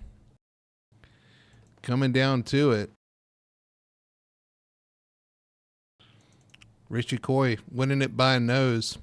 Incredible finish. And you still had the teammates 1-2 on the bottom, the 00 and the 24. And Corey was there as well. So incredible finish. And Tony, also, our front row just won both their duels. So that's interesting. Wow. Yeah, actually, that's very true. Yeah, right. And I think, too, the California, I keep calling it California, the Carolina guys. California boys? The Carolina boys. It looked like, the 00 of, I'm trying to look for the number here. Or who is the number 0? That is, help me out here. The 00? Oh, Ryan Lark. Ryan got pushed out a little too far before they made that move, and you can see he kind of choked up a little bit, which kind of gave Richie a little bit more advantage too. And then his teammates, they probably didn't want to clobber him too much to try to get the momentum back. And I mean, overall they did a great job, but just a little bit of mishap and. They could have had it, but I mean, still great outing for one of the first races out here. That's a good finish, and it was a great outing for them as well. Let's see if we can talk to our winners tonight. I'm going to pull them up here if they're still around. Let me see if I can find Mr. Fetter Place.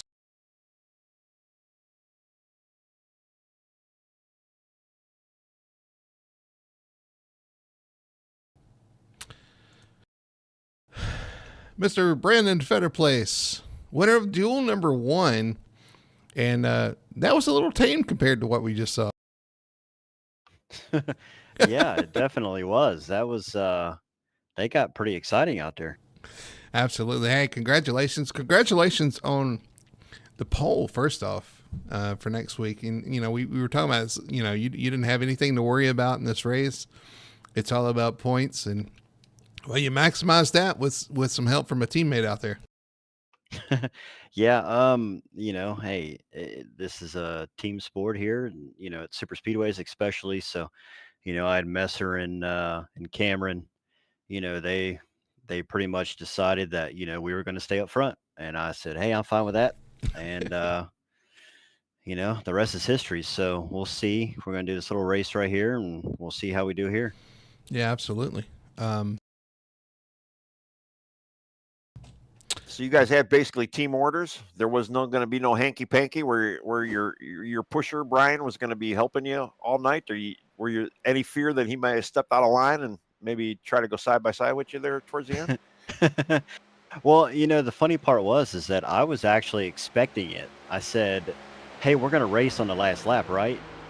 Because I didn't know the game plan right off the bat. Like I didn't know he had actually decided that he was just going to stay behind me because we would all start. Right in front of one another. And so on the last lap, I expected them to try and race me. So I was ready to block. I was ready to, hey, we're trying to win this thing. Yeah. And he just shoved me all the way to the win. And I'm like, oh, I thought we were racing. He goes, no. Hey, we're going to start, 1, 3, and 5. 1, 3, 5. On the bottom lane. And that's what I was thinking too. I was like, it's not a bad game plan, especially starting the race. You got all you guys lined up on the inside row, 1, 3, 5. Get a good start, kind of ride it out. It's a good way to start. I mean, it's a long race, but it's a great way to start the race for sure. And I guess it's even good for pit stalls and all too. So yeah, it's true. Not a bad deal. That's a good point too, because this is pit. I didn't even think about that. That's a great point for pit stall lineup. So, but anyway, Brandon, congratulations, man! Great race so far tonight. Great race. Good qualifying effort. I know these guys worked hard on qualifying, so it pays off. That's awesome. And I'm gonna let you do your shout outs and your sponsor plugs here. Well, thank you. Obviously, first and foremost, thanks to the team, Hot Lap Heroes, for all the work that we put in, all the help that we help each other with, all the stuff during the race. Thanks to Premier Setups for their killer fast setups that they give me every week. And thanks to you all for the broadcast. And let's go out here and have a fun run. Absolutely. Yeah, go out there and have some fun. Show off a little bit. We'll see what you can do here. All right. I appreciate it. All right. We'll see you, man. See it. Man, with the Hot Lap Heroes and I almost said it again, the Carolina boys, I feel like I'm getting really old. That's all I can say. We'll see. I'm trying to move him back to his channel.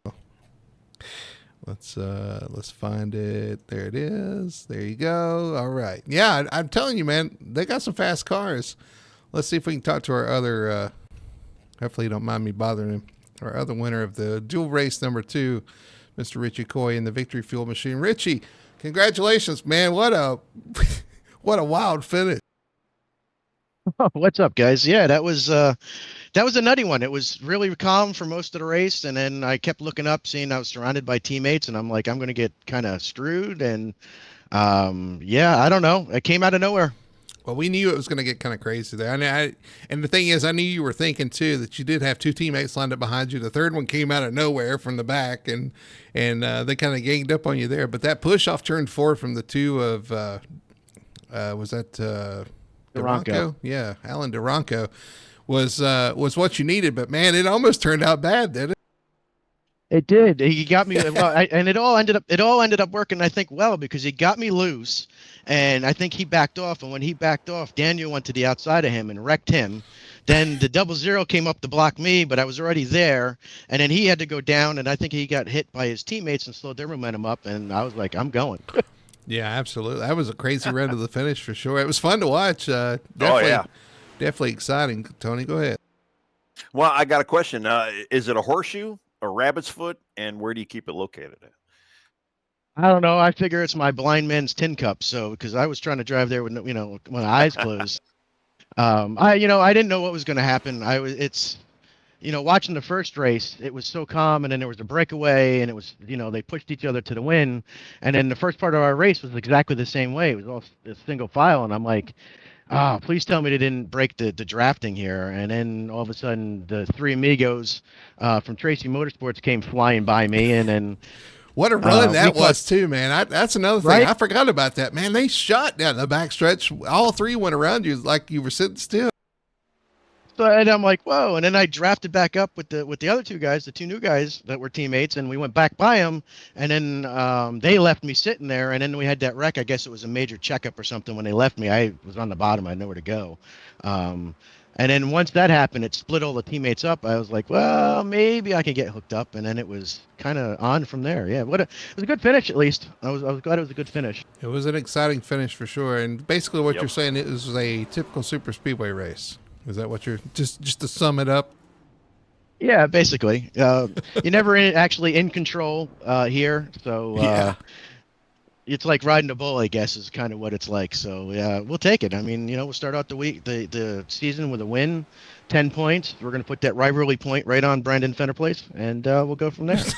Oh, here we go. But hey, well, you're going to have a whole other team behind you next week, so just so you know. Yeah, the whole team that you beat tonight is going to be breathing down your neck. But congratulations on the outside pole qualifying. That was awesome. Congratulations on your win tonight in duel number 2, and we'll let you do your quick sponsor plugs because I know you're about getting ready to go race. Yeah, the outside pole was actually pretty pretty unexpected. But thanks to Victory Fuel, Phoenix PCs, Icon Apparel. Let's see what else we got. We got Pink Tire Prep, Gums Automotive, National. Nationwide Children's Hospital. Sorry, I got a bunch of them on there that I'm plugging that are basically all league sponsors. If I forgot any, I apologize. I'll get better at it as we go. All right, well, go have some fun tonight. We're going to watch you guys tackle 25 laps together, and hopefully it is as entertaining as that last duel was. We'll see. Thanks, guys. Appreciate it. Yep. We got a request too. We never even really read off the race results for part 2. So I mean, I could do it real quick for you guys. Richie Coy wins. Ryan Lark number 2nd. William Lark 3rd. We got Corey Atkins 4th. Brian Dixon rounded out your 5th. TJ Bartel 6th. Jeff Chandler finished 7th. Michael Blackner 8th. Wayne Grassi finished 9th after a lap down, which was really good for him. Lane Allen 10th. James Torrey 11th. Daniel Simmons 12th. Alan Duranko 13th. Ben Tracy 14th. And Jamie Knopp 15th. Yeah, and for you guys that don't know, unfortunately, that is another shortcoming of the software we're using that we're trying to replace. Any of the heats, we're not able to show an actual result for that race, unfortunately, but we are working to get something that will provide what you guys are asking for. But we're getting ready to do a little fun race here. All of the drivers in the 2 duels together. It's kind of a mock race for next week's Daytona 250. And their lineups are going to be based off of their finish in the duel, but we'll throw those up on the screen right now. It's going to be a lot to go through, but you guys, we just ran the results, so the inside versus the outside result. Kind of pick and choose your favorite driver. We'll see what happens here in this 25-lap main event. Yeah, we got all 30 drivers out there right now, too. So it's going to be a little bit more spicier, shall I say. So I don't think anybody bounced out either. It looks like everybody stuck around for this one, which is always fun. This is a no points, no thrill. Well, maybe a lot of thrills, but, just one of these guys are going to just go at it. And let's see who survives after 25 laps. We do have a few that look like that they're going to sit this one out. Zach Young, James Torrey, Chris Gore, J.C. Evans, and Michael Blackner, I don't believe, have gridded. So Jamie Knopf will be the last one on track here. And it's going to be 25 drivers. So this is a good taste of what you're going to see next week, both for the drivers and for you guys watching on the broadcast to kind of see what's going to happen here at Daytona. No pit stops required, just a quick 25-lap run to the finish. And something we usually do on dual night, just to kind of give everybody a nice little warm-up with a large pack. Kind of A and B your car and see what happens. Yeah, no points on the line either. So these guys are going to see what they have. Yeah. Points have been awarded. Matter. This is just for fun. This is to shake your car down. If you want to make a minor adjustment, see what it does, this is a great time to see it. Pace car is going to pull off. We're going to go green flag racing here. 25 laps with a full field at Daytona.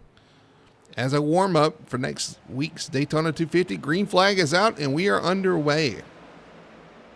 Yeah, and right away we got a couple of guys already getting out there, just getting ready, getting that push, getting that lane going. And Brian Messer in the car 51 right now. He's like, oh, same thing, same as last time. I'm just going to keep pushing you. And he's got Brandon Fetterplace out to a nice little lead right now. And as we can see, that outside lane it gets choked up every time on these restarts. And I don't understand that. You would think that outside line should be moving just as quick as the inside line. Yeah, Richie Coy, he's getting a nice push from the 00. Just aren't able to make anything of it. Now they've got the momentum up. And now they're starting to inch back forward. So maybe it just takes a lap to kind of get them up to speed there. Yeah, the 00 of Ryan Lark, he was staying on Richie, and it's just kind of surprising that outside line just could not get together and get moving as good as that inside line does. So who knows? But everybody's still back two by two all the way to the back of the pack. Nobody's lost the draft yet. We're already through lap 1, and they're on the back straight now. And let's see what happens. We might even see a little 3-wide action going on here. Well, I did see a little bit of a checkup on that outside line. Man, So it kind of hurt that outside line a little bit. I mean, the 00's glued to him, but they just can't seem to make anything happen out there. The inside line's got a lot of momentum and a lot of cars very organized on the inside. Now the 19's starting to go backwards. The 00 is at the inside lane starting to pull everybody around. Yeah, and we're just going to try to see, maybe a car like the number 4, the 03, might try to jump on the outside line. And there you go. There's the 4. Keith Hume's going to jump to the outside in that South Point machine in front of Richie Coy, and that 4 Toyota is going to try to lead that outside lane. Yeah, and I mean the outside lane, Woo! the one that, that was a little that you can see that inner lane. Oh, they're still checking up. Are they going to be able to?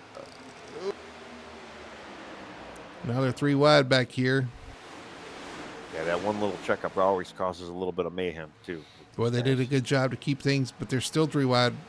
Sherwood Williford stuck in the middle there, just trying to get reorganized here.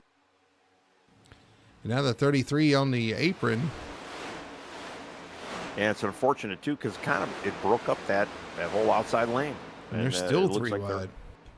And now finally they get 2 wide back there, but that's always kind of tricky when there's a checkup like that. And now they've got to get reorganized. Everybody's trying to find a place to get reorganized here. And as all that happened, the outside lane kind of fell apart as well. Yeah, well, even the Carolina boys, all 3 of them kind of fell all the way back. They're sitting, I'm trying to look to see where they're actually 10th, 11th, and 12th on my scoring. Yeah, they got pushed back a little bit. Yeah, for some reason I can't see the part of the scoring. It's not showing me the main event, which is weird. What are you using? Well, I'm just using the iRacing.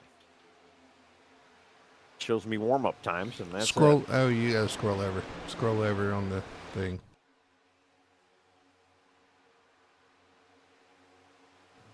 I believe, but anyway, we can look at that. Weird. There's the 4 car without the 4 on the side. I think he needs to fire his painter. I'll talk to Keith. Oh, and we got a caution. We got a yellow. Just as I figured and out it's how to. Lane Allen again involved in this. Man, he's had a rough night, but there's a few cars involved. Alan Duranco's involved. The 48 of Jamie Knopf, Kyle Milliken involved. This was a big one.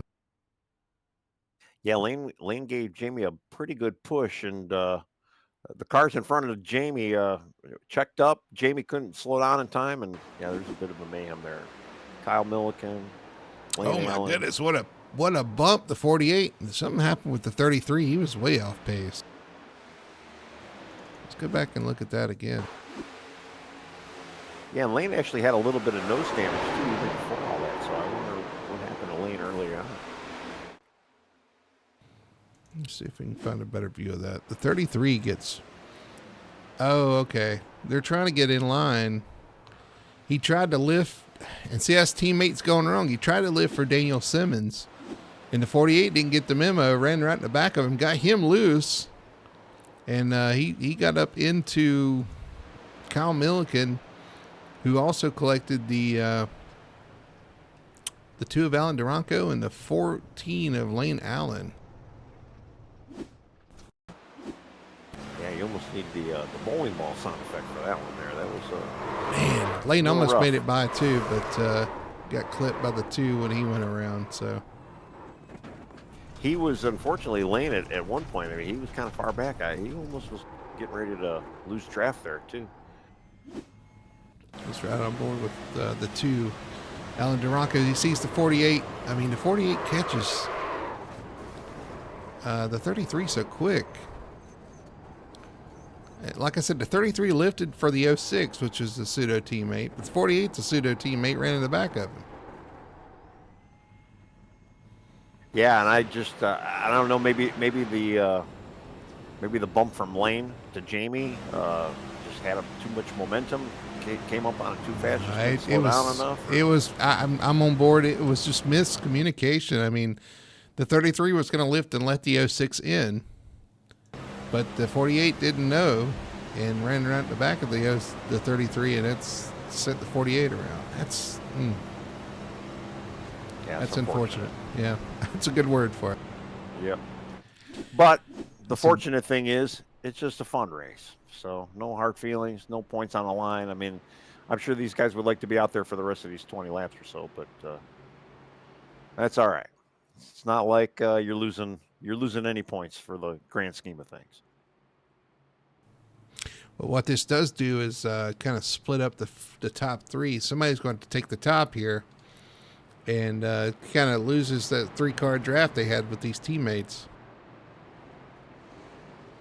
Yeah, well, they got a lot of time. They're gonna. We saw how those guys were able to. We saw the Carolina boys. They I keep wanting to say California boys, but I'm gonna get They're going to be Carolina offended. down. I'm just telling you. I know they are. That's the other side of the apologize. country, and yeah, you should. I know, absolutely, and I'm trying to like work my brain to say Carolina. It's easy for you to say. I mean, you live in one of the Carolinas. I'm just an Illinois guy, so I mean, what the hell do I know?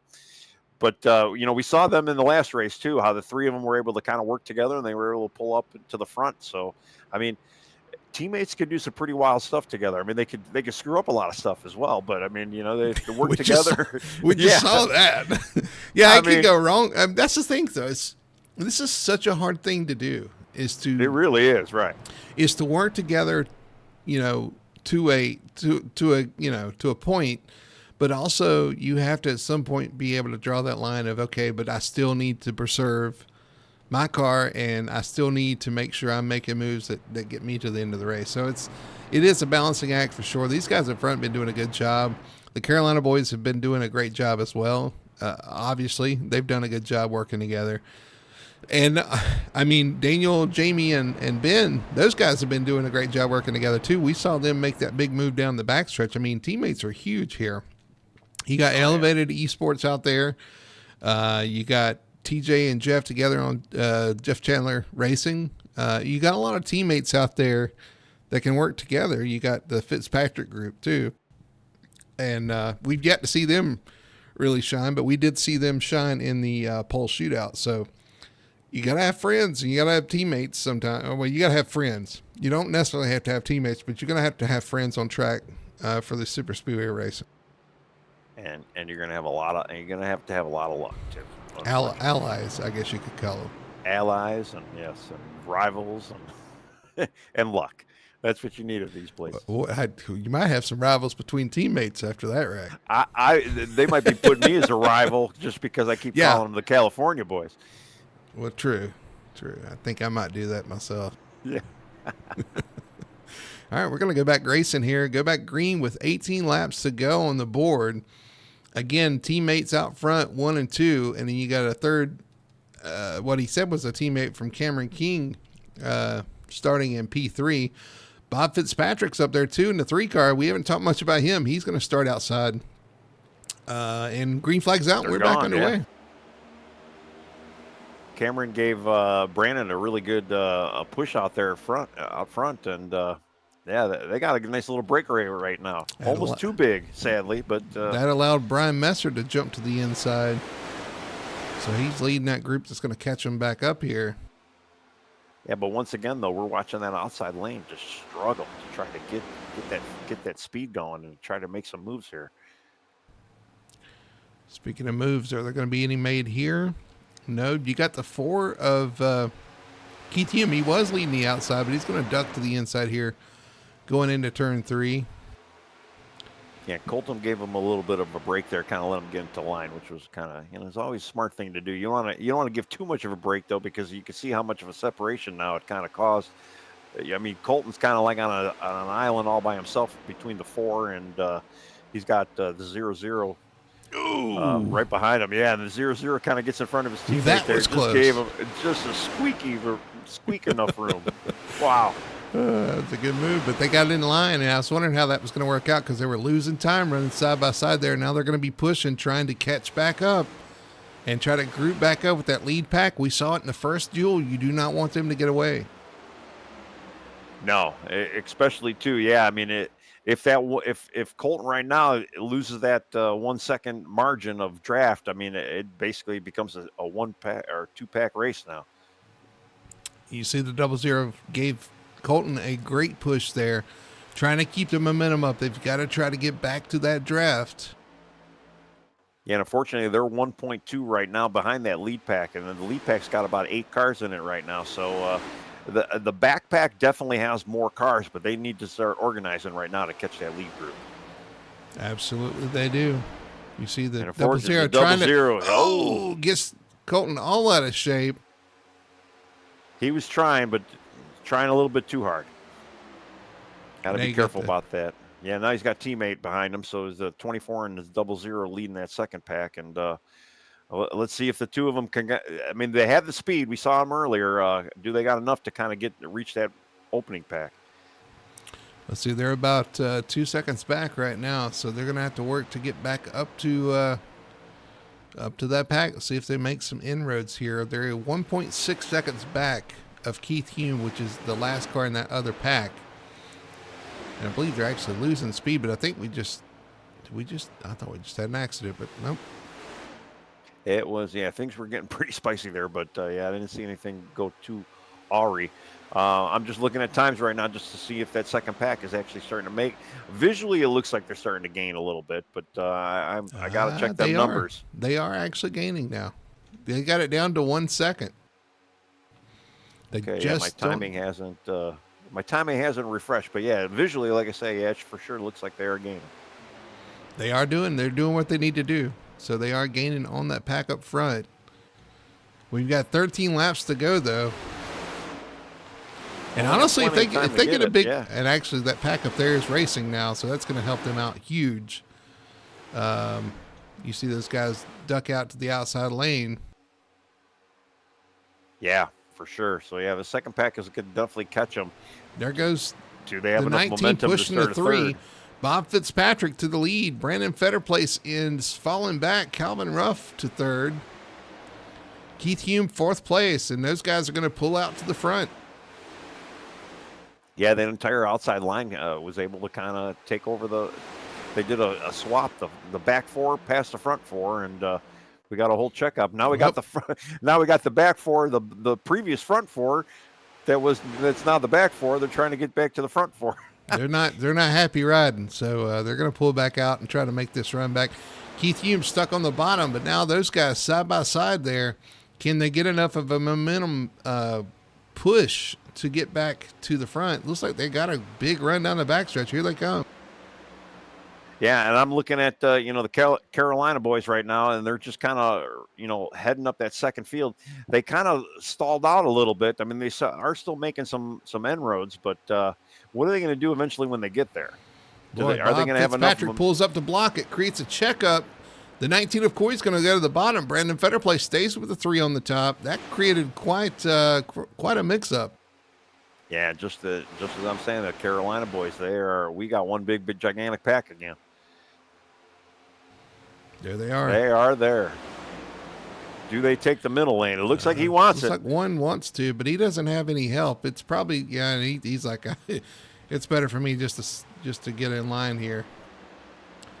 You see that top line, Bob Fitzpatrick leading the top lane, Brandon Fetterplace and Calvin King, but here comes the bottom, the 19 of Corey with help from Calvin Ruff. Brian Dixon there looking to get to the bottom. Yeah, and it's pretty hard to keep a nice tidy line up top. I mean, you don't necessarily have a visual cue. A lot of times your vision's blocked by the car in front of you too. And, and you and I both, we've been caught into that tunnel vision. The guy in front of you moves one way and you got to kind of go with them. And, sometimes, you don't know what's really happening at some points.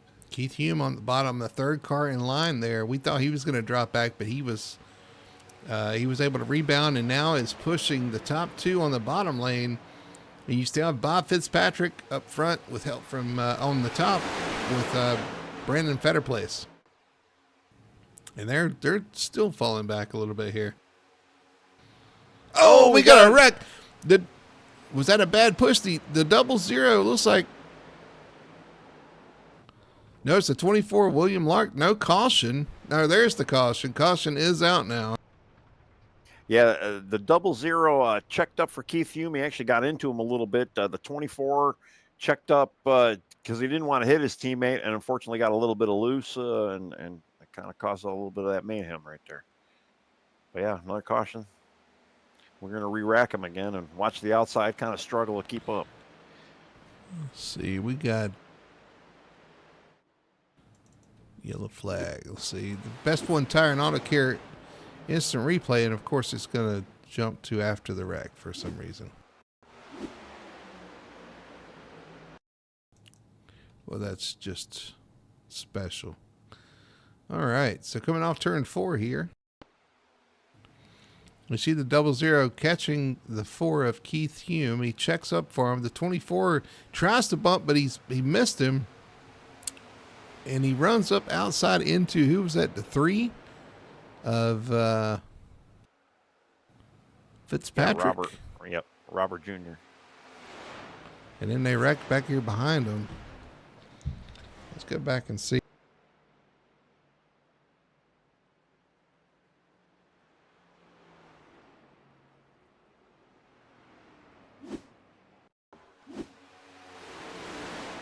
Hopefully we're not going to see too much of this next week. I mean, granted, it is still a fun race. We only got about 6-7 laps to go. Let's see. He just catches him at an odd angle. Tries not to run over him, and in doing so, runs into the outside, the 3 of Fitzpatrick, who apparently has suspension damage, and then it snowballs down here, going into turn 1. Let's see if we can ride along with him. Yeah, and I remember last week we were having, Brody and I were having a little inter-office menu. He was getting excessive sparkage on some of the cars, but nope, I'm seeing all that sparks out of the 03 right now. So yeah, definitely got some issues. Looks like the 3 just he got hit in the left front, I think, and goes into the tri-oval and has no steering, so it goes up the wall. But then, of course, exiting the tri-oval, it comes off the wall and straight across the track into traffic, unfortunately. So let's see who was victim of that. The 33 sees all this going on. 3 up into the wall, and then just, I mean, was that the 31 involved? It was the 31, yeah, yep. 31 of Messer. We'll ride on board with him. 51 of Messer. I'm sorry, 51. Yeah, 51 of Brian Messer here. All this happening up here. You see sparks, you see smoke. You try to get by. The 3's up there, and then the 3 comes down and just. Actually, we're on board with Crowell for some reason. Gotta love this. Yeah, unfortunate. Too, when you're going that speed and stuff like that happens too quick, you have no place to go, and you have no time to slow down. I guess this would be the big one for tonight so far. I mean, he had contact before that even happened, so the 3's in trouble. He's in the wall. He's nowhere to go. And then he's collected the 48 of Jamie Knopf in it. Kyle Milliken, Daniel Simmons, Brian Dixon. Definitely the big one happened here on the front stretch, and it took the whole, from turn 4 down into turn 1 to develop. So, yeah, and the tri-oval is really the sketchiest part of the track anyway, just because of the tri-oval, and sometimes the corners, the tries of the tri-oval kind of get in your way a little bit, and it makes things a little bit more complicated too, especially if you have to be 3 wide. Fortunately, nobody was 3 wide, but it just makes it a little bit more complicated, especially when you're trying to get out of a situation or try to save yourself from getting into a wrecked situation. So, well, a lot of people say that the tri-oval is the trickiest part of this track, which I 100% agree. Yep. Because while it may be the same width, it just feels more narrow, 1. But 2, these cars are made to either go fast in a straight line or go fast in the corner. That's why you set these cars up. But the corner, you don't have as much banking to lean on in the tri-oval, and that makes it really tricky. Cars kind of get light sometimes, and it doesn't help when you try to bump through the tri-oval. That is not something you want to do. But I know the guys, they were trying not to bump with each other there, and unfortunately caused the checkup still and developed into a wreck. So sometimes you just can't avoid that. And honestly, the accordion effect is really bad at the super speedways anyway. So once things start happening, it's a delayed reaction for everybody. By the time it gets to the back, it's usually ugly. Yeah. And I mean, and even with the tri-oval too, you're just kind of kicking the wheel, your steering wheel, that rather, you're just kicking it a little bit. In the corner, you're turning. It's a big gradual turn, but with the tri-oval, it's like two kinks, and you got to kind of just nudge the wheel a little bit just to kind of get it into that spot. And again, like you said, with no banking, it could potentially upset the car as it is, and it is. The car does get light, and it is definitely the sketchiest part of the track. What kind of yoga you doing to kick a wheel? Well, I can get my foot up there. What are you talking about? Well, I'm kind of flexible. You driving with your wheel? You drive with your feet. That, I guess, that explains a lot. Well, yeah, you never know. All right, we're going to go back green here with 5 laps to go at the line. Richie Coy out front, Calvin Ruff on the outside. You got Keith Hume on the inside, Ryan Lark outside. Alexander Hodge, we haven't called his number tonight. He's in the top 5. His green flag's out, and we're back underway. Yeah, we're going to watch. Richie got a great start out there. Unfortunately, he doesn't have much help, but he goes right to the outside right away, which is I'm not surprising. sure you want that big jump, and he got that big jump, and now he's now these guys are having to try to figure out what they're going to do with it. As you see, Ryan Lark on the inside, Kevin Ruff on the outside, Keith Hume's going to pull up, and now everything's going to bunch back up as it get down the back. Yeah, Richie got such a good jump. He goes to the outside line, kind of catches their draft, then he ducks back down to the inside. And he picks up the 00 again to kind of give him a little push here. And I know Richie probably wants to keep it like this for the next 4 laps, but I know there's probably about 10 to 15 cars behind him that don't want this to happen again. Look at that push, man. He's giving him a good push through 3 and 4. They got a little bit of a gap, but that's you got to be careful with that because you get too far out there, and they are far out there now. They fall off of each other. Now there's going to be a big run coming behind. Well, you can see now that they separated a little bit, and that outside line is just coming. Number 4 goes into the 00 right there, and then we got a 3-car hookup, which is not a great thing to do. But boy, and now they're 3 wide, and now they're trying to get back in line. We got a car bouncing off the wall back there. It's chaos down the back stretches. We've got 4 laps to go. Yeah, and they really weren't even at 100% speed right there, too. And, we still got guys 3 wide in the back right now. Brandon Fetterplace kind of in the middle of that 3 wide situation right now. Ryan Lark got moved out of the way. Keith Hume's going to take over that second spot. Lark going backwards on the outside in that 00. Keith Hume in second. Wayne Grassi in third. Yeah, and Wayne's showing up really good right now. He's in a great spot. Ben Tracy in 4th right behind him, too. So, I mean, we got a 5-car breakaway right now. Look at this mess back here. Yeah. I'm looking at this 2, 3, 4 wide, 3 wide. I don't know. It's a gaggle back here. These guys trying to settle it amongst themselves. Well, there was a bit of an accordion about a lap ago, and it really kind of jacked up that whole back crowd. And they're 3 wide now, and they're completely lost draft. Oh, we got contact back there. They're spinning, turning around. We're gonna have another restart as Brian. Who is this back here? Who was that in that accident? Look.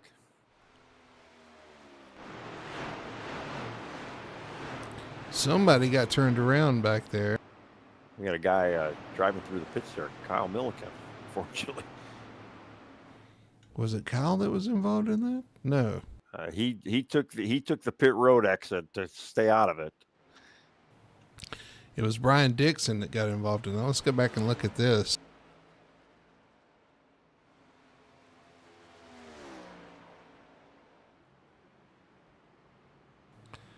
Best One Tire and Auto Care instant replay. Brian Dixon in the middle of that 3x3x3. As the car backed up to him, he got to him and he was being pushed and then gets turned around off the nose of Brandon Fetterplace, it looks like. Just not much he could do there. Let's see if we can ride on board here. Yeah, actually, now I'm looking at Kyle kind of got pushed into the pit road, not necessarily. He might have half drove it into pit road, but kind of got pushed down there. They were catching that car too quick, and there wasn't enough of a check up there to allow them to kind of get that sorted out. And unfortunately, when Brian Dixon in the 03 bumped the, I think, 00 he was catching.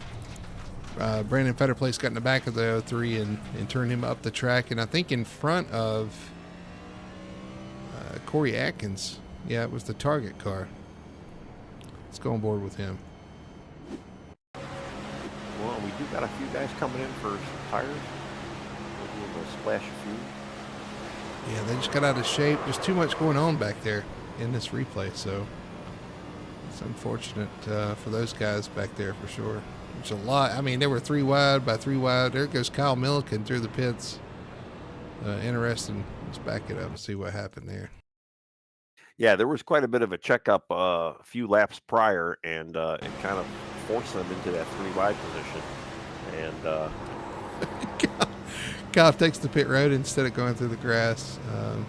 And unfortunately, it's going to be a penalty for him, but he did save probably some chaos in the travel by doing so. yes, for sure. Yeah, I think Best One Tire and Auto Care too for the instant replays. They sponsored this season for all of our replays. Best One Tire and Auto Care. So I appreciate those guys coming on as well. Well, and we're officially at lap 25, but we're going to have another green right checkered here. Well, last time we did it was interesting. Yep. Richie Coy, Keith Hume on the front row. Wayne Grossi, Alan Crowell. Second row, Ben Tracy, Robert Fitzpatrick Sr., third row. Jeff Chandler, Alexander Hodge, fourth row. TJ Bartel, William Lark, fifth row. Then Cameron King, Calvin Ruff, sixth row. Ryan Lark, Sherwood Williford, seventh row. Brandon Fetterplace, and Corey Atkins in the, I think, eighth row. Gotta give a shout out to Fitzpatrick Sr. too, Robert Fitzpatrick Sr. in the 12. I didn't mention his number tonight, and I know he had kind of a rough duel, but are up there currently P6, up 21 positions from his starting spot. So him and Ben Tracy both coming from deep to be up there right now. Yeah, well, I got to give him props. I got to root for the Menards car. It's one of my favorite places to go, favorite places to shop. So even though I'm not out there in my Menards car, at least somebody's out there in the Menards car. So we're good to have them out there. All right, they're going to double it up here. You got Richie Coy, Keith Hume on the outside. I meant to do this before the race, but Tony, who you got? Who do you think is going to pull this off in this fun race? We got a green, white, checkered shootout here. Well, because you asked me like you're a cop, I'm going to go with the cop right now because he's kind of sitting pretty right now in that third row. So I'm going to go with the number 33 there. Not a bad choice. I think he might dunk some donuts tonight, but we'll see. Not a bad choice. I'm actually going to go with the 53, Alexander Hodge. We haven't talked about him much, and he's just kind of been sneaky here in the top 10. Wouldn't surprise me if he sneaks around here and takes home the win tonight. The 53, Alexander Hodge. That's the one I'm going with. And what about Alan in the field? But yeah, possibly. Yeah. What about Alan Crowell up there, fourth, P4, another one of those elevated esports cars. Strong showing right here tonight. Yeah, he's in a good spot. My only concern is this outside lane, and they got to get wound up. I mean, they're not going to have many laps to do it, and that's kind of where I'm going with these inside line. I mean, we got Wayne Grossi too. If Wayne could give Richie a good push, I mean, we could see Wayne in victory lane here too. Sell out Richie towards the end, and they're just going to have to organize quickly and get their stuff sorted out, and maybe not go for the win and just try to help the lane, try to help your guys to get out there. Well, don't be fooled into thinking you got any friends out there right now, because you don't. You might get a push from these guys right here, but that's and we see there's already wrecking at the start-finish line. And there's the caution. And there's the caution. Man, that didn't take long. Well, you got to worry too, and it's something we always say when we're on track, but you got to watch that tire spin on these restarts too, especially when you got old tires. The tires don't take a lot of wear, but these restarts, when they go through that heat cycle, they do get a little greasy, and you can easily spin them on the intro.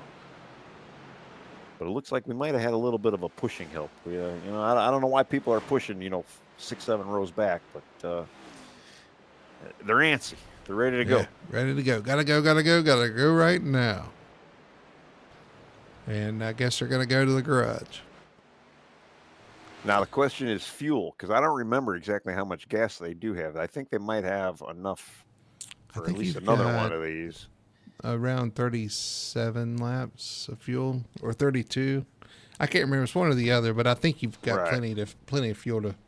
Well, then I don't know. I mean, how many green white? We got three green white checkers. Can you stretch it? I think they'll be okay, but it is something to think about. Absolutely. Yeah, I mean, we have one or two more of these, and we can, well, what do we got? We can have, what, two more now, because we got one knocked off the box here. Let's see. So, Looks yeah. like Cabin Rough. I'm looking at the replay here. It looks like Cabin Rough he either moved out of line or got pushed out of line. Oh, he got hit. Yeah, this looks like somebody did get a little bit of a tap.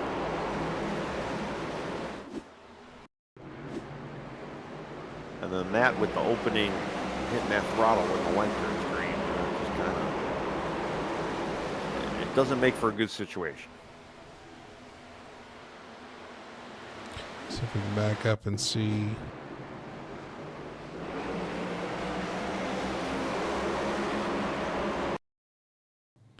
Not sure why I'm getting stutters all of a sudden either, but all right, let's see. Everybody kind of gets checked up coming to the line here, it looks like. And it just accordion back. He hit the car in front of him, and then he gets hit, I think, by Sherwood Williford.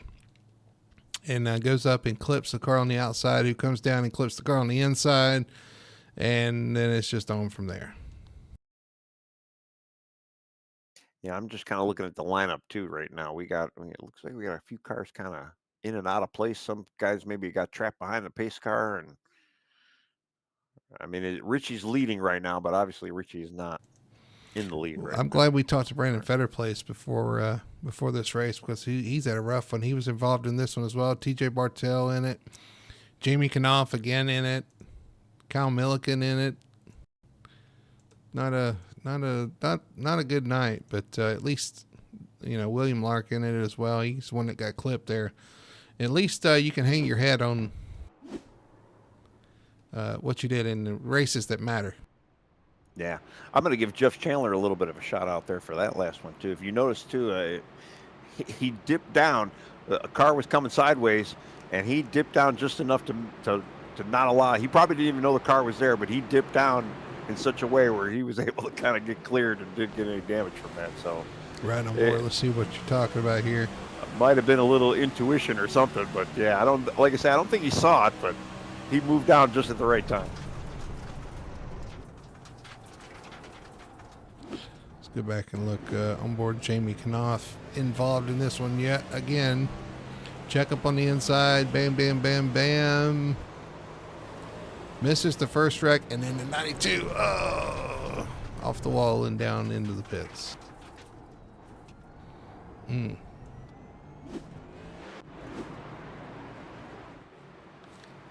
Well, we're going to do it again. Rack them up once again. You got Richie Coy shown as the leader. Yeah, what is going on? I guess these guys got trapped a lap down. Okay, they're going now. Yeah, it looks like. Yeah, And, lights are off on the pace car, so they got one lap to go. They're 2 by 2. Everybody's lining up, getting gridded up here. Well, let's see. Number 33 still in it. Is Alexander Hodge still in it for you? Oh, yeah, he's in ninth. I think both of those guys were in front of. Yep. Yeah. Neither where one. that happened. So neither one were affected. Jeff Chandler did kind of move up a spot though, spot or two. So he's now in the 4th row on the inside lane. So Jeff might be able to sneak something out of here too.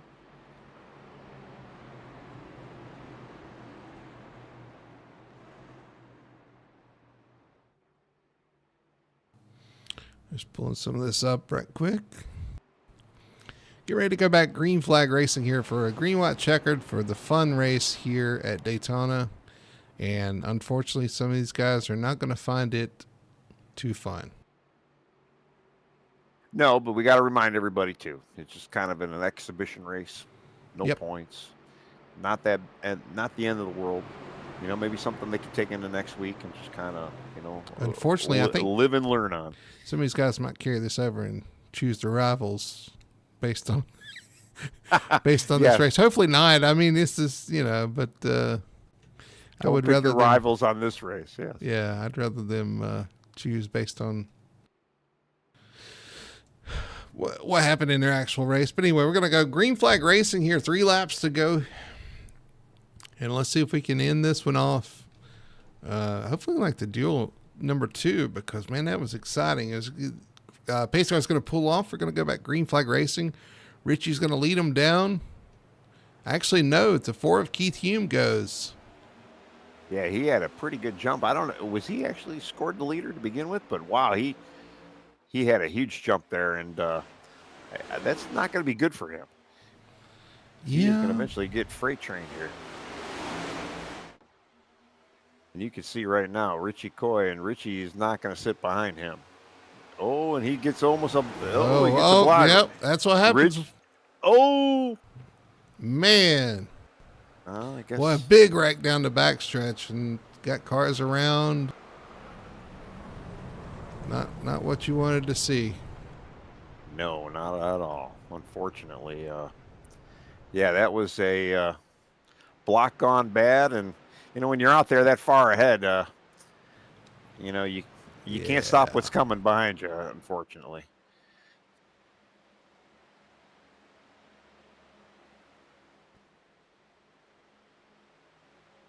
And just to show you, though, who took the lead, Jeff Chandler. I know. See Jeff Chandler out front. I'm watching the 19 and the 4 run side by side here. I'm kind of watching that myself. Yeah. They kind of sorted that out, but I wanted to see. But I did see Jeff's name pop to the top of the list there. So Jeff Chandler is the leader. He made it through all that. Yeah. I don't know. I'm going to have to go back and see exactly what happened in all this. I know. And he's got some pretty good front nose damage too, but let's see. That might hurt him being lead pack, but he's got to get the right pusher behind him, and hopefully he can make something happen out of it. Trying to go back and see.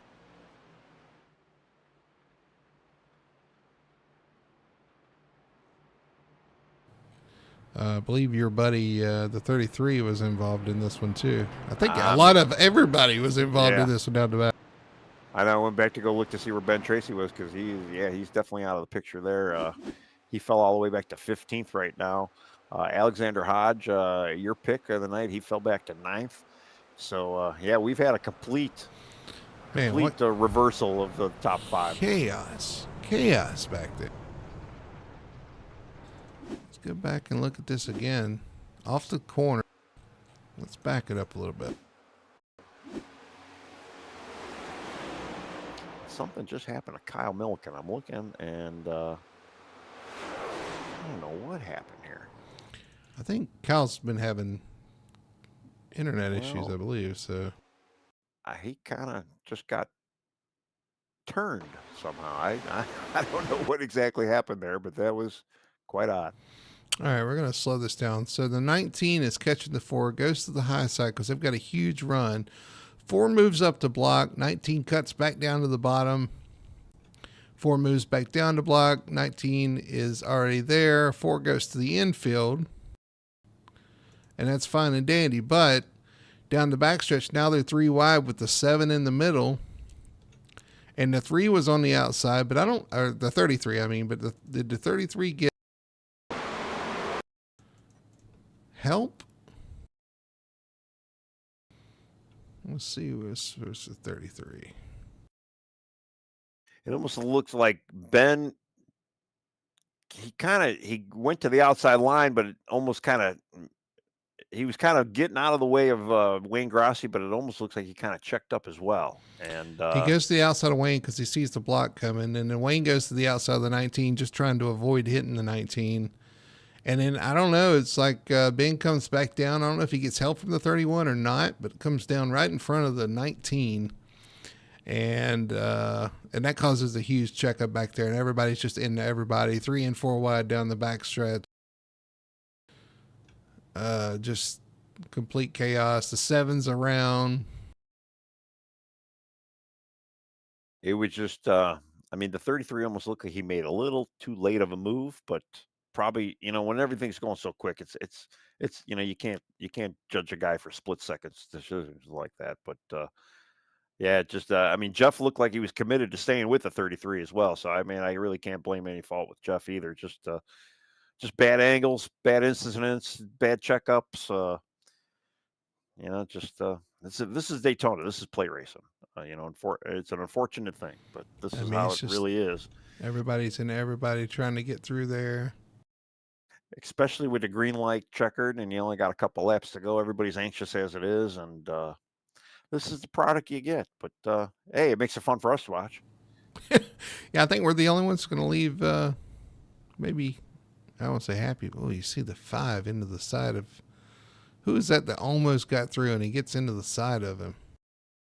Well, what I'm looking at too is I got lights off on the pace car, and So we're going to go back racing. we got 8 cars in the front pack right now. And I think that's it. That's all we got left on the track.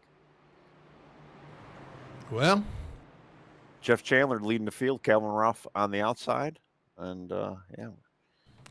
We got a few more stragglers catching up, but yeah, as far as the competitive cars, it's like Jeff's in good shape. Calvin Ruff should be in good shape. Daniel Simmons sneaks through there. Keith Hume, he got spun, but I don't know if he got any major damage there. He just went to the inside, so he may be okay. You got Richie, who I don't know what Richie's got, and he probably didn't know what Richie's got either. So I guess we'll see.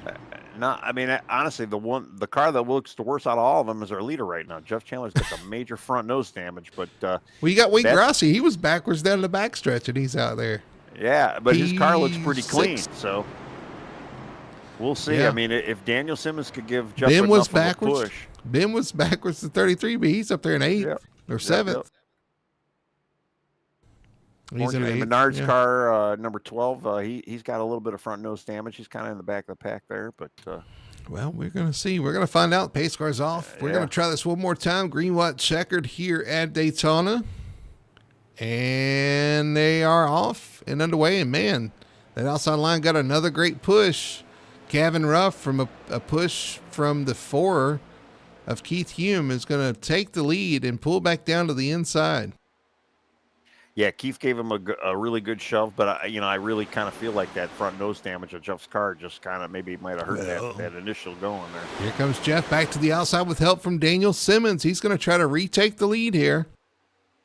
Yeah, he's getting a great push by Daniel, and does he got enough steam to get it going? 19 of Corey with help from Corey Atkins in the 1. Richie was about ready to make it 3 wide, but he was going on the outside. He was going to go to the far outside no matter what. But this is where you can see that front nose damage. It is hurting Jeff. You can tell. Coming to the white flag, 1 lap to go, and you see Daniel Simmons jump out of line. He's going to jump to the outside. And now it's going to be Richie Coy. And we got contact with the 31 into the 7. The 39 around, big wreck, but we stayed green because we are on the white flag. 1 lap to go. That 19 getting a big push from Corey Atkins. He's on the Atkins diet tonight. Yeah, he's getting teammates. He's getting help from another teammate tonight, and in both directions. But it's a 2-car breakaway right now. Who's going to have enough steam? Atkins goes around him. I think Richie's hurt. I think his car is hurt from the damage. He does have some front nose, yeah. But he's got the draft right now. He's going to have a run. I don't know. Here we go once again. Richie looking outside, looking inside, can't do anything. It's going to be Corey Atkins taking home the victory. Yeah, Richie had a little bit too much of he didn't have enough time. It looked like he was just starting to pick up sniff up a little bit of that draft, but just not enough to get the job done. Daniel Simmons 3rd. Ring the bell. This heavyweight fight is over. Yeah, well, safe to say we both chose poorly, so I guess that's how it goes. Your finishers, Corey Atkins, Richie Coy 2nd, Daniel Simmons 3rd, TJ Bartell 4th, and Keith Hume comes home P5. What a crazy finish. And it was good. Only good hoping rebound for TJ. Getting in 4th spot there too. Only hoping that this is because nothing's on the line and they just let it fly. Because we got 100 laps next Monday night. And these guys are going to have to hold it together for 100 laps and make it happen there at the end. We could see a replay of this at the end of the race next week, but I guarantee you some of these guys are going to be taking care of their cars a little bit more so than right now when there's nothing on the line. As you see Corey Atkins doing his burnouts in the grass, takes home the victory in his, I guess we'll call it his second start since he started the duels, right? Yeah, that sounds fair. But yeah, it was a good move. He was able to push Richie out, whether or not he knew Richie had enough steam, but he was able to kind of hold that spot. He had a pretty clean race too, and a pretty clean car at the end. So good on him. That's the Carolina boys, man. They got it done 2 in a row. You had to stop. I did. You did. You did hear that hesitation, didn't you? I'm working on it. Yeah, it is. I mean, you got a good point. I mean, they were fast out here all night tonight. Carolina boys, that's a new team. Wins tonight. Richie Coy second. Daniel Simmons third. For some reason, my results are not showing. But my race event will. Okay, wonderful. Well, anyway, TJ Bartell comes home fourth. Keith Hume fifth. Alexander Hodge sixth. Robert Fitzpatrick Sr. in the 12 comes home in seventh spot. 8th spot, the 48 of Jamie Knopf, as beat up as that car was, comes home in 8th. Ben Tracy in 9th. Sherwood Williford comes home with a top 10 finish after picking up 11 spots. 11th is going to be the 99 of Kevin Ruff. Unfortunately, got caught up there at that white flag wreck with Wayne Grassi, who finishes 12th. 13th is going to be Kyle Milliken. 14th, Jeff Chandler. 15th is Orion Lark. 16th, your pole winner for next week's Daytona 250, Brandon Fetterplace. Tough night for him. 17th is going to be Alan Kroll. 18th, Brian Dixon. 19th, Brian Messer. 20th is Calvin King. 21st is going to be William Lark. 22nd, Bob Fitzpatrick Jr. Had a strong run till getting caught up in that wreck in the trial. The 10 of Colton Gum will finish 23rd. 24th, Lane Allen. 25th, Alan Duranco. 26th is going to be the 22, Michael Blackner. 27th is going to be Zach Young. 28th, Chris Gore. James Torrey comes on 28th, and 29th and last, or 29th is James Torrey. And 30th and last tonight is going to be the 09 of J.C. Evans. So what a night. Let's see if we can, let's see if we'll pull up our... It was spicy for sure. Pretty fun, though. Pull up our winner and talk to him. Corey Atkins, tonight's winner of the, I don't know, we'll call it the main event. Man, it got crazy there at the end. I didn't think it. When was it going to end? That's what I was thinking. I mean, the 3 green, white checkers was kind of a little crazy. I didn't think we was going to do all that, I thought it was going to be like a 1 green, white checkered. And I ended up getting damage, I think, every single caution. I probably had like 4 minutes of damage, and I kept it in one piece. I was still a pretty clean race car for the most part at the end of it. Yeah, I think definitely. I don't know if the 19 had damage or what, but he slowed way down there at the end. And then when you got behind, I was kind of confused. I thought he was going to come with a lot more steam there at the checkered line. I thought I was going to have to really block him, but he didn't even have nothing for me, it looked like. Yeah, well, it's a good run for you. Good run for the team as a whole tonight. You guys did a great job in your duels. Didn't get the result you wanted. Well, I guess you did. You got the result you wanted tonight in this race. Honestly, we as a team, we got every position we could on the qualifying or in the duel. We're going to be starting fourth, sixth, and eighth next week. So that's awesome. I mean, you guys worked well together. We saw a lot of teamwork out there, and saw you pushing that 19. And hey, you did what you needed to do. You survived through whatever that was, and you got the checkered flag. Yep. Well, congratulations, man. I'm going to hand you the mic to let you do your shout outs, your sponsor plugs. First win, I guess. I will wait to the points races to really call it that. Yeah. I guess. I don't wouldn't know. count this one. Yeah. Yeah. But still victory lane. Yeah, honestly, thanks to the guys for having us. We're new. We honestly joined today. It was a great run. I look forward to keep running with them. But honestly, just shouting out the guys on the team, man. And I look forward to a good season. All right, there's your winner tonight of the final race to book in the race. The one of Cody Atkins. Cody, congratulations, and we'll see you next week. Yes, sir. Appreciate it. All right, Tony, I'm going to give you a chance. What team does Cody Atkins race for? The Carolina Boys. That's right. That's right. The Carolina Boys takes on to win tonight in the final race, but we set the front row. We set the rest of the field in the duels, and we had a little bit of a chaotic final race. Exciting, entertaining. I hope everybody enjoyed watching. We enjoyed watching and calling it. But remember, next week, a week from tonight, will be the first race of the Victory Fuel Cup Series. But, Tony, before that, you got a little bit of racing to do, and I'm going to have Richie Coy, outside pole sitter, in the booth for trucks on Wednesday night. Yeah, I'll be back in the truck on Wednesday, and Richie's we're gonna be taking flip-flopping spots. So yeah, you guys are gonna have some fun. Hopefully, I'm gonna have some fun, or I'm gonna be back in the booth with you anyway. So we'll see how it goes. Well, don't forget to catch us on Wednesday nights, 9 p.m. for the Truck Series this season, the SimRacingPoints.com Truck Series.